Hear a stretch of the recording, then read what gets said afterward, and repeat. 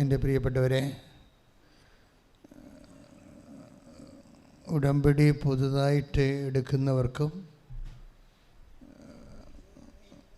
ഉടമ്പടി ദൈവ മനുഷ്യ ബന്ധത്തിൻ്റെ ഈ പുതിയ ജീവിതത്തിൽ പുരോഗമിക്കുന്നവർക്കുമാണ് ഈ ഉടമ്പടി ധ്യാനം ഉദ്ദേശിക്കുന്നത്. അതുകൊണ്ട് തന്നെ വളരെ ശ്രദ്ധയോടുകൂടി ഉടമ്പടി വർക്കൗട്ടാകാൻ വേണ്ടി അതിൻ്റെ ചില നോ ഹൗ, അതായത് ചില അറിവ് സൂത്രങ്ങൾ ആണ് ഈ ഉടമ്പടി ധ്യാനത്തിൻ്റെ സംക്ഷിപ്തം, അതിൻ്റെ ഉള്ളടക്കമെന്ന് പറയുന്നത്.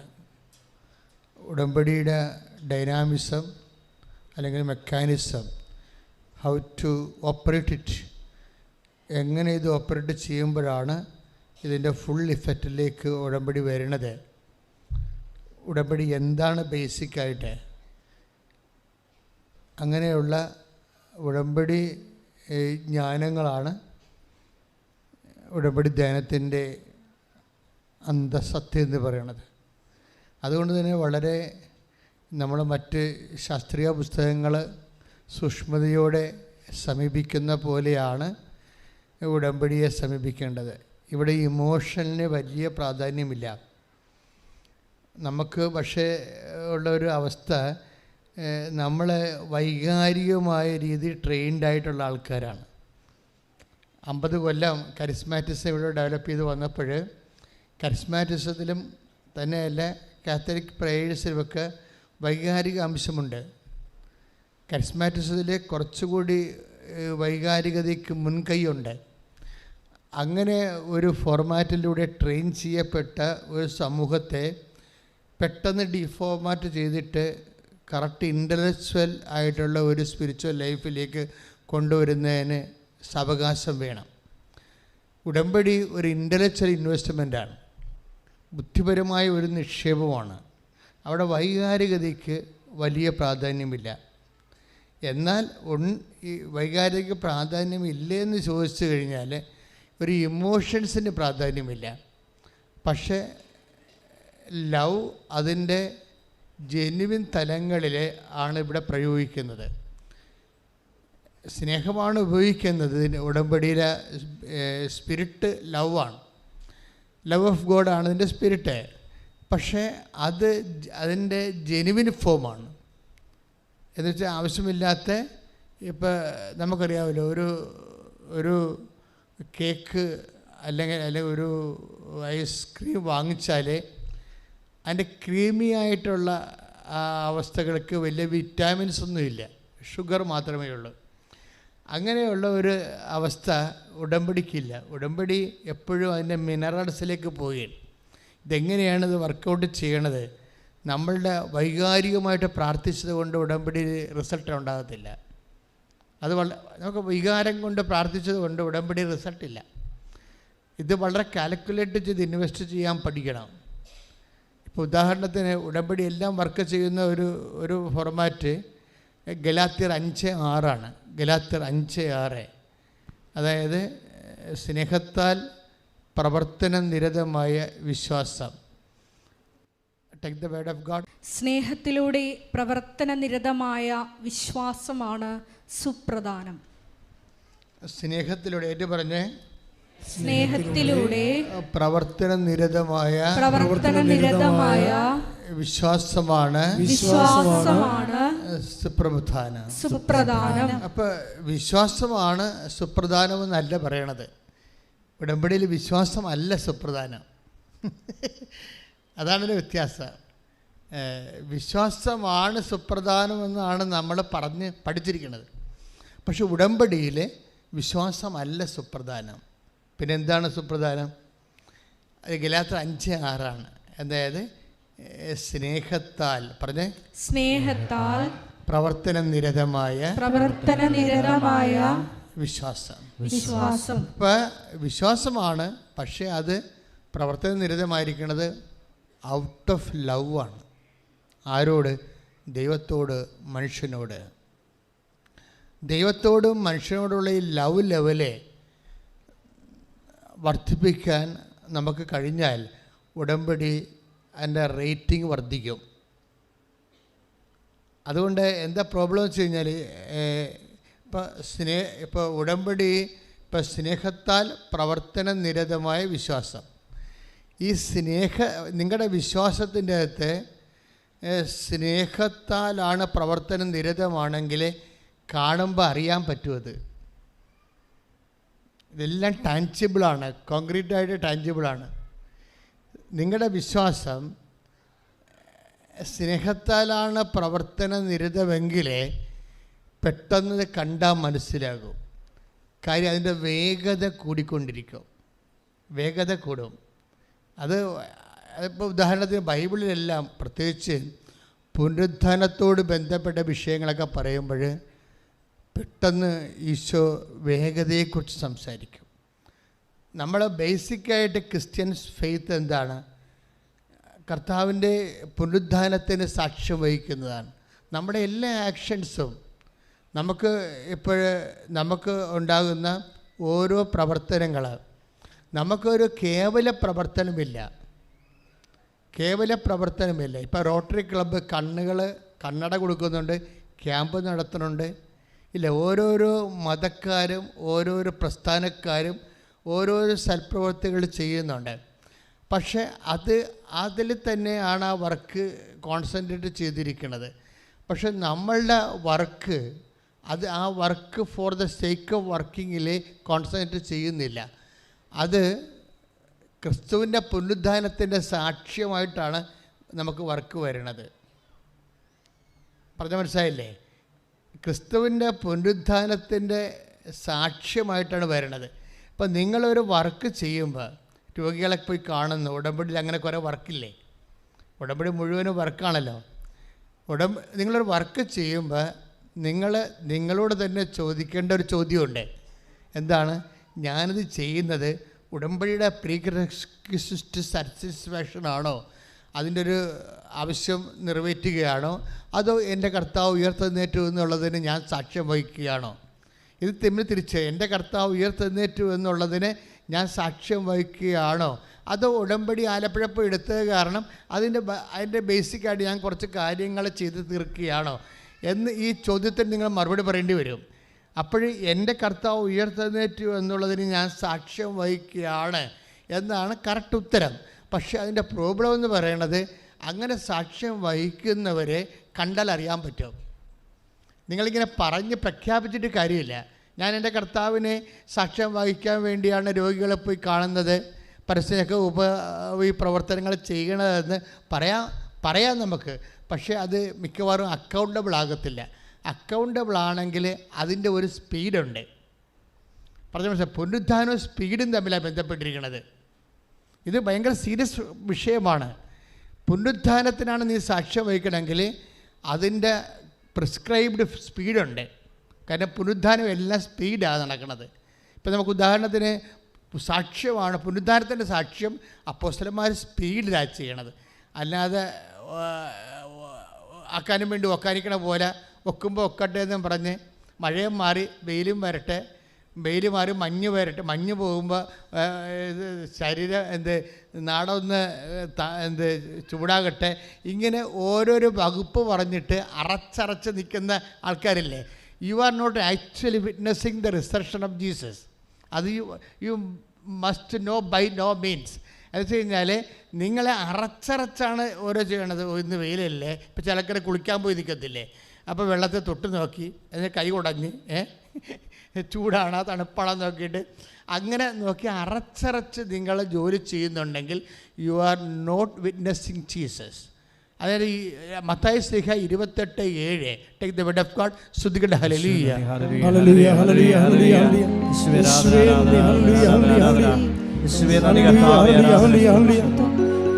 മത്തായി 28:7 അവൻ കിടന്ന സ്ഥലം വന്ന് കാണുവിൻ.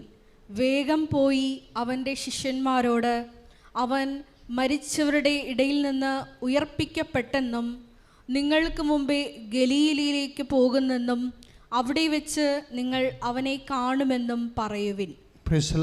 Praise the Lord. Hallelujah. Hallelujah. അപ്പോൾ എന്താ ആ വചനം ഒന്ന് വായിച്ചേ, മത്തായി ശ്ലീഹ 28:7 ഒന്ന് വായിച്ചേ.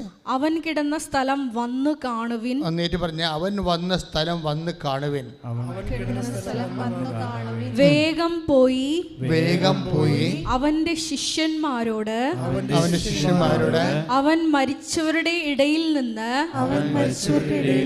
ഉയർപ്പിക്കപ്പെട്ടെന്നും നിങ്ങൾക്ക് മുമ്പേ ഗലീലയിലേക്ക് പോകുന്നെന്നും അവിടെ വെച്ച് നിങ്ങൾ അവനെ കാണുമെന്നും പറയുവിൻ. അപ്പോൾ എന്താ പ്രശ്നം വെച്ച് കഴിഞ്ഞാൽ യേശു സ്പീഡിലാണ് പോണത്. കാര്യം നിങ്ങൾക്ക് മുമ്പേ പോകുമെന്നല്ലേ പറഞ്ഞിരിക്കുന്നത്. അപ്പോൾ യേശു ഒരു സ്പീഡ് കീപ്പ് ചെയ്യുന്നുണ്ട്, നിങ്ങൾക്ക് മുമ്പേ പോകും. പക്ഷേ അതിനോട് കോമ്പറ്റീറ്റീവായിട്ടൊരു സ്പീഡ് നമ്മൾ കീപ്പ് ചെയ്യുന്നതാണ് പറയണത്. പുനരുത്ഥാനത്തിൻ്റെ സ്പീഡ് അതാണ്. എന്ന് വെച്ചാൽ എന്താ പ്രോബ്ലം വെച്ച് കഴിഞ്ഞാൽ, ഇപ്പം നിങ്ങൾ രോഗികളെ നമ്മൾ കുറേ കാര്യങ്ങൾ ഉടമ്പടി വർക്ക് ചെയ്യണത്, അത് എപ്പോഴും വർക്ക് ചെയ്യണത് പ്രവർത്തനങ്ങളിലൂടെയാണ്, അല്ലാതെ ചൊല്ലലിലൂടെയല്ല. നമുക്ക് ഏറ്റവും വന്നിരിക്കുന്ന ഒരു ഗതികേട് നമ്മുടെ വിശ്വാസം ആക്ടിവേറ്റ് ചെയ്തിരിക്കുന്നതും ഒരു 2000 കൊല്ലങ്ങളായിട്ട് നമ്മൾ പ്രാധാന്യം കൊടുത്തിരിക്കുന്നത് ചൊല്ലുന്നതിലാണ്. ഇതിൻ്റെ ഔട്ട്പുട്ട് കുറയാനുള്ള കാരണം അതാണ്. അതായത് ഇതിനൊരു മിനിമം സ്പീഡുണ്ട്, അതുപോലെ തന്നെ അതിൻ്റെ ഒരു കറസ്പോണ്ടിങ് ആക്ഷനുണ്ട്. Minimum speed and corresponding action ഇതെല്ലാം പുനരുദ്ധാനത്തിനെ ബേസ് ചെയ്ത് വരുന്നതാണ്. മിനിമം സ്പീഡ്, യേശു ഒരു സ്പീഡ് കീപ്പ് ചെയ്യുന്നുണ്ട്, കാര്യം നമുക്ക് മുമ്പെയാണ് പോണത്. പക്ഷേ അതിൻ്റെ ഒപ്പം അതുകൊണ്ട് തന്നെയാണ് നമ്മൾ വേഗം ചെല്ലാൻ പറയണത്. അപ്പോൾ നമ്മളെ സംബന്ധിച്ചിടത്തോളം എന്താ അച്ഛൻ ഉദ്ദേശിക്കുന്നത് വെച്ച് കഴിഞ്ഞാൽ, ഇപ്പം നിങ്ങൾ രോഗികളെ ശുശ്രൂഷിക്കാവുന്ന കണ്ടു. ഇപ്പോൾ ചില ചേച്ചിമാരുണ്ടല്ലോ, ഇപ്പോൾ ഒരു ചേച്ചിയുടെ സാക്ഷ്യം കഴിഞ്ഞ ദിവസം ഉണ്ടായിരുന്നു. അവർക്ക് അവരുടെ ഭർത്താവ് മരിച്ചുപോയി. അപ്പോൾ ഒരു മകള് പഠിച്ചുകൊണ്ടിരിക്കുകയാണ്. അപ്പോൾ അവർക്ക് എന്താ സംഭവിച്ചത്, അവർക്ക് വരുമാനമില്ല. അങ്ങനെ ഉടമ്പടി എടുത്തപ്പോൾ അവർക്കൊരു വരുമാനം കിട്ടി. എന്താ വരുമാനം കിട്ടിയെന്ന് വെച്ചാൽ ഒരു ഫ്ലാറ്റിൽ അത് ക്ലീൻ ചെയ്യാനുള്ള, ഒരു മുറി ക്ലീൻ ചെയ്യാനുള്ള വരുമാനം കിട്ടി. പക്ഷേ എന്നാ ചെയ്തിരിക്കണവർ, അവരിപ്പോൾ 11 ഫ്ലാറ്റാണ് വർക്ക് ചെയ്യണത്. 2 മണിക്കൂർ 1 മണിക്കൂർ വെച്ച് 11 ഫ്ലാറ്റ്, രാവിലെ മുതൽ 6 തൊട്ട് വൈകുന്നേരം 6 മണി വരെ 11 ഫ്ലാറ്റ് ക്ലീൻ ചെയ്യും. 11 ഫ്ലാറ്റ് മുറികൾ ക്ലീൻ ചെയ്യുമ്പോൾ 1 മണിക്കൂറിന് ഇത്ര രൂപയെന്നുണ്ട്. അത് വെച്ച് കഴിഞ്ഞാൽ എൻ്റെ അർത്ഥം അവിടെ കടങ്ങളെല്ലാം പരിഹരിച്ചു. ദാറ്റ് മീൻസ് അവർക്കുള്ള ലിമിറ്റഡ് ടൈം കൊണ്ടാണ് അവർ സ്പീഡപ്പ് ചെയ്തിട്ട് 11 ഫ്ലാറ്റിലെ 12 മണിക്കൂർ കൊണ്ട് ഓടി മാറ്റുകയും അല്ലേ. Price the Lord. ഹല്ലേലൂയ.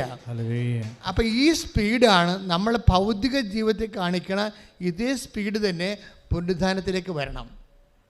ക്രിസ്തുവിന് തോന്നണം നമ്മൾ ഈശോയുടെ പുനരുദ്ധാനത്തിൻ്റെ സാക്ഷികളാണെന്ന്. വേറെ ഒരു പ്രശ്നമില്ല. വെദർ നിങ്ങൾ ക്രിസ്ത്യനാണോ, CSI ആണോ, മർത്തോമയാണോ, നോൺ ക്രിസ്ത്യൻ ആണോ, ഇതൊന്നും ക്രിസ്തുവിന് പ്രശ്നമല്ല. ക്രിസ്തുവിന് അറിയേണ്ടത് നിങ്ങൾ പുനരുദ്ധാനത്തിന് സാക്ഷ്യം വഹിക്കുന്നുണ്ടോ എന്നാണ്. അതാണ് വിഷയം. പുനരുദ്ധാനത്തിന് സാക്ഷ്യം വഹിക്കുന്നുണ്ടോ ജീവിതം കൊണ്ട്? അങ്ങനെയാണെങ്കിൽ യു വിൽ ഗെറ്റ് ആ സ്പീഡ് ഉണ്ടാവും. അല്ലെങ്കിൽ 5 പത്രം ഇന്ന് കൊടുത്ത് ഞാൻ എന്തുകൊണ്ടാണ് ഈ കൃപാസനം പത്രം ഇത്രയേറെ കത്തി ലോകം മുഴുവൻ പടർന്നത് എന്തുകൊണ്ടാണ്?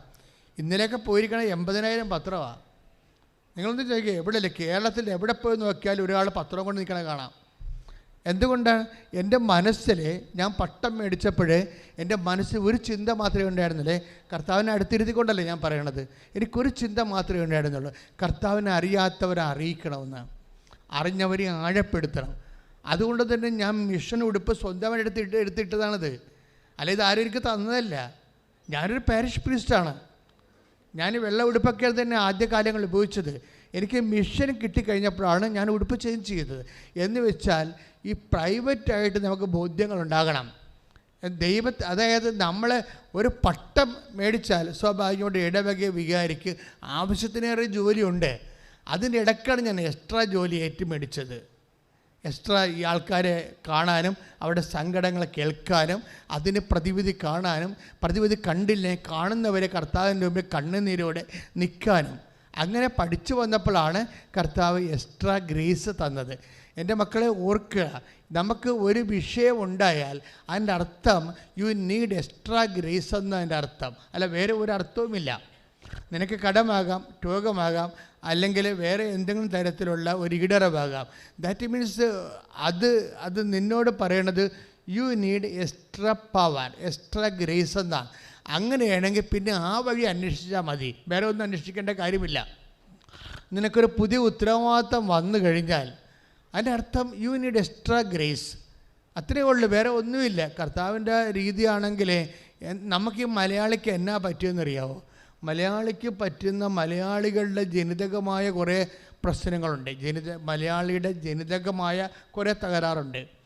കാര്യം മലയാളി ആധ്യാത്മമായിട്ട് വളരാൻ ഭയങ്കര പാടാണ്. അഥവാ ഇനിയിപ്പോൾ വിശുദ്ധന്മാരൊക്കെ ഇപ്പോൾ ഒത്തിരി ഉണ്ടാകുന്നുണ്ടെങ്കിൽ ക്വാളിറ്റേറ്റീവ്ലി കുറവാണ്. ഞാൻ ഇവരാരും അത്ര അവരുടെ ക്വാളിറ്റിയെക്കുറിച്ച് അത്രയ്ക്ക് എനിക്ക് ധാരണ ഇല്ലാത്ത ഒരാളാണ്. കാര്യം അതായത് 2000 വർഷം ഇവിടെ സഭ ജീവിക്കുമ്പോൾ ഇപ്പോഴുണ്ടായിരിക്കുന്ന വിശുദ്ധന്മാരുടെ ക്വാളിറ്റി ഉണ്ടായാൽ പോരാ, അതാണ് വിഷയം. കാര്യം വെച്ച് കഴിഞ്ഞാൽ ഇപ്പോൾ ദേവസഹായം പിള്ളയുടെ ആ ക്വാളിറ്റി 10-50 കൊല്ലം സഭയിൽ സന്യാസ ജീവിതം നടത്തിയ അവർക്കില്ല. അതെന്താണ്? അത് ചോദ്യം മറുപടി പറയേണ്ടതാണ്. ദേവസഹായം പിള്ള 1 കൊല്ലം കൊണ്ടുണ്ടാക്കിയ ആ കൃപ എന്ന് പറയണതും ആ രക്തസാക്ഷ്യത്തിന് വേണ്ടി അദ്ദേഹത്തിന് കൊടുത്തിരിക്കുന്ന അദ്ദേഹത്തിന് ലഭിച്ച സാഹചര്യത്തോട് അദ്ദേഹം മീനിങ് റെസ്പോണ്ട് ചെയ്തുകൊണ്ട് നേടിയെടുത്ത കൃപ 50 കൊല്ലം സന്യാസ ജീവിതം സമർപ്പണ ജീവിതം ജീവിച്ച മറ്റു വിശുദ്ധന്മാർ കൊണ്ടോ എന്നുള്ളത് സഭ ചിന്തിക്കേണ്ട കാര്യമാണ്. ഞാൻ അതിനെക്കുറിച്ച് അഭിപ്രായം പറയണില്ല. പക്ഷേ അഭിപ്രായം ഇന്നല്ലെങ്കിൽ നാളെ സഭയ്ക്ക് പറയേണ്ടി വരും. എന്താ പ്രശ്നം എന്ന് വെച്ച് കഴിഞ്ഞാൽ നമുക്ക് തരുന്ന സാഹചര്യത്തോടെ നമ്മൾ എങ്ങനെയാണ് റെസ്പോണ്ട് ചെയ്യണത്. ഇപ്പം നിങ്ങളുടെ മക്കളുടെ IELTS അല്ലെങ്കിൽ നിങ്ങളുടെ IELTS വസ്തുവിക്കാത്ത കാര്യവും ജപ്തി പുരയിടത്തിൻ്റെ കാര്യവും ഒക്കെയാണ് എന്നോട് പറയണത്. പക്ഷേ അതിനെല്ലാം സമാധാനം ഈ ആൾക്കാരെ ഉണ്ടാവും. കാര്യം നമ്മുടെ ആൾക്കാരുടെ ചരിത്രം അതാണ്. 10,000-കണക്കിന് മനുഷ്യരെ കണ്ണുനീരിട്ടിട്ട് എല്ലാവരും തന്നെ സാക്ഷ്യം പറഞ്ഞ ഒരു ആൾത്താറയാണത്. അപ്പം മാതാവ് ജീവനോടെ പ്രത്യക്ഷപ്പെട്ട ഇതല്ല പ്രശ്നം. ഇവിടുത്തെ പ്രശ്നമെന്ന് പറയണത് നിങ്ങൾക്ക് ദൈവം ഒരു കൃപയെ ആർജിക്കാൻ പറ്റുന്ന രീതിയിലുള്ള സാഹചര്യത്തിലേക്ക് കർത്താവ് നിങ്ങളെ കൊണ്ട് നിർത്തിയിരിക്കുന്നു. അതിൻ്റെ ഉദ്ദേശം ഇപ്പോഴത്തെ ഭൗതികമായ ആനുകൂല്യം നേടിയെടുക്കുന്ന മിനിമം പ്രോഗ്രാമാണ് നിൻ്റെ മക്കൾ ധരിച്ചു പോയാൽ നിങ്ങൾ തോറ്റെന്ന് ഞാൻ പറയും. എന്താ പ്രശ്നം വെച്ചാൽ ദൈവം ഉദ്ദേശിക്കുന്നത് അതല്ല. ദൈവം ഉദ്ദേശിക്കുന്നത് ഈ ഒരു മോശമായ സാഹചര്യത്തിൽ നിന്നുകൊണ്ട് തന്നെ ഈ സാഹചര്യത്തിനോട് സുവിശേഷവിഹിതമായി പോസിറ്റീവ് റെസ്പോണ്ടിങ് നടത്തിയിട്ട് അതിലൂടെ ആർജിക്കുന്ന ഒരു കൃപയെക്കുറിച്ചാണ് ദൈവം നിങ്ങളെക്കുറിച്ച് സ്വപ്നം കാണുന്നത്. അതുകൊണ്ട് ദൈവം ആഗ്രഹിക്കുന്നത് ക്യാഷ് ആൻഡ് കൈൻഡ് ബ്ലെസ്സിങ്സ് അല്ല, ദൈവത്തിൻ്റെ കൃപയാകുന്ന ശക്തി തന്നെയാണ്. ശ്രദ്ധിക്കട്ടെ. ഹല്ലേലൂയ. പ്രതിസന്ധി ഘട്ടങ്ങൾ വരുമ്പോൾ അത് നിന്റെ കൃപ വന്ന് നിറയാനുള്ള സാഹചര്യമാണെന്ന് തിരിച്ചറിയാനുള്ള കൃപ നിങ്ങളുടെ മക്കൾക്ക് പ്രദാനം ചെയ്യണമേ. ഹല്ലേലൂയ, ഹല്ലേലൂയ, ആരാധന, ഹല്ലേലൂയ. പരമദിവ്യകാരുണ്യത്തിന് നമ്മൾ സംസാരിച്ചുകൊണ്ടിരിക്കുന്ന വിഷയം പുനരുദ്ധാനത്തിൻ്റെ സാക്ഷ്യത്തിൻ്റെ മോഡാണ്. പുനരുദ്ധാനത്തിനാണ് നിങ്ങൾ സാക്ഷ്യം നൽകുന്നതെങ്കിൽ ഉടമ്പടിയിലൂടെ നിങ്ങൾ ഏറ്റെടുത്തിരിക്കുന്ന ഓരോ ദൗത്യത്തിനും അത് പുനരുദ്ധാനത്തിൻ്റെ സാക്ഷ്യത്തിൻ്റെ ആണ് അതിൻ്റെ ആത്യന്തികമായ ലക്ഷ്യമെങ്കിൽ it must keep a minimum speed. അതിനൊരു സ്പീഡ് കീപ്പ് ചെയ്യണം. മനസ്സിലായില്ലേ? എന്താ കാര്യം വെച്ച് കഴിഞ്ഞാൽ ഇപ്പം മരിയ സ്പിരിച്വാലിറ്റി ആയാലും അമ്മയായാലും നമുക്കറിയാം ഒരു സ്പീഡ് കീപ്പ് ചെയ്യുന്നുണ്ട്. അമ്മയായാലും കാര്യം ഇതിനൊരു അതറിയണമെങ്കിലേ ഇപ്പം ലുക്കാൻ്റെ സുവിശേഷമില്ലേ 1:39 എടുത്ത് ശ്രുതികട്ടെ. ഹല്ലേലൂയ.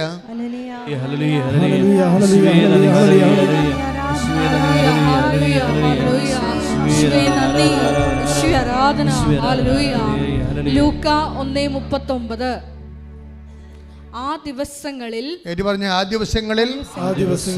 മറിയം യൂദയായിലെ മലമ്പ്രദേശത്തുള്ള ഒരു പട്ടണത്തിലേക്ക് തിടുക്കത്തിൽ യാത്ര പുറപ്പെട്ടു. യാത്ര പുറപ്പെട്ടെന്ന് അറിയാം മതി. ആ സെന്റൻസ് ഓക്കെയാണ്. യാത്ര പുറപ്പെട്ടെന്ന് എഴുതിയാൽ ആ സെന്റൻസ് ഓക്കെയാണ്. പക്ഷേ സുവിശേഷത്തെ സംബന്ധിച്ചിടത്തോളം അതെഴുതിയ പരിശുദ്ധാത്മാവിനെ സംബന്ധിച്ചിടത്തോളം ആ സെൻറ്റൻസ് ഓക്കെ ആണെങ്കിൽ തിടുക്കത്തിൽ നിന്ന് കൂട്ടിച്ചേർക്കണം. കൈയിടിച്ച് കർത്താവിനെ സ്തുതികളെ. പരിശുദ്ധ പരമ ദിവ്യകാരുണ്യത്തിന്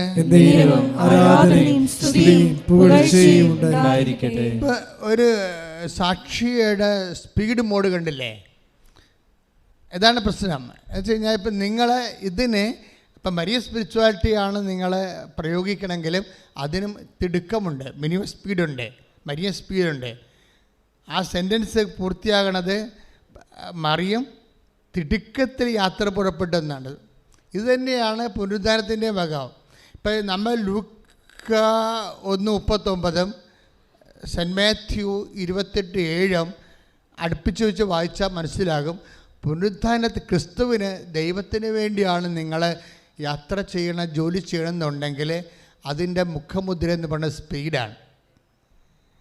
മനസ്സിലായില്ലേ? സ്പീഡാണ് എന്ന് വെച്ചാൽ നിങ്ങളുടെ ഉടമ്പടി വിഷയത്തിൻ്റെ സ്പീഡ് ഇപ്പം നിങ്ങൾ തന്നെയാണ് നിശ്ചയിക്കണത്. എന്ന് വെച്ച് കഴിഞ്ഞാൽ നിങ്ങൾ ബേസിക്കായിട്ട് സ്ലോയാണ്. ഇപ്പം 15 പത്രം മേടിച്ചാൽ 30 ദിവസം കൊണ്ട് കൊടുത്തു തീർക്കുന്ന ആൾക്കാരില്ലേ? അത് 15 പത്രം മേടിച്ചാൽ ഒരു ദിവസം ഒരെണ്ണം കൊടുത്ത് ഇൻസ്റ്റാൾമെൻറ്റുകാരൻ വീട്ടിൽ വരുമ്പോൾ അപ്പോൾ പിന്നെ മുടക്കില്ലല്ല, ഇൻസ്റ്റാൾമെൻറ്റുകാരൻ ഒരെണ്ണം കൊടുത്താൽ മതിയില്ല. അത് കൊടുത്തൊരെണ്ണം അവസാനിപ്പിച്ചു. പിന്നെ 5 എണ്ണം കൊണ്ട് പള്ളിയിൽ പോകും. എന്നിട്ട് എവിടെ കൊടുക്കണം, ആർക്ക് കൊടുക്കണം എല്ലാവരും നോക്കി, ചമ്മലില്ലാതെ ചളിപ്പില്ലാതെ ഇങ്ങോട്ട് വഴക്ക് കേൾക്കാതെ. നിങ്ങളൊരു കാര്യം എപ്പോഴും ക്രിസ്തു എപ്പോഴും പറയുന്നൊരു വിഷയം, എപ്പോഴും ക്രിസ്തു കമ്പാരിറ്റീവായിട്ടാണ് പറയണത്.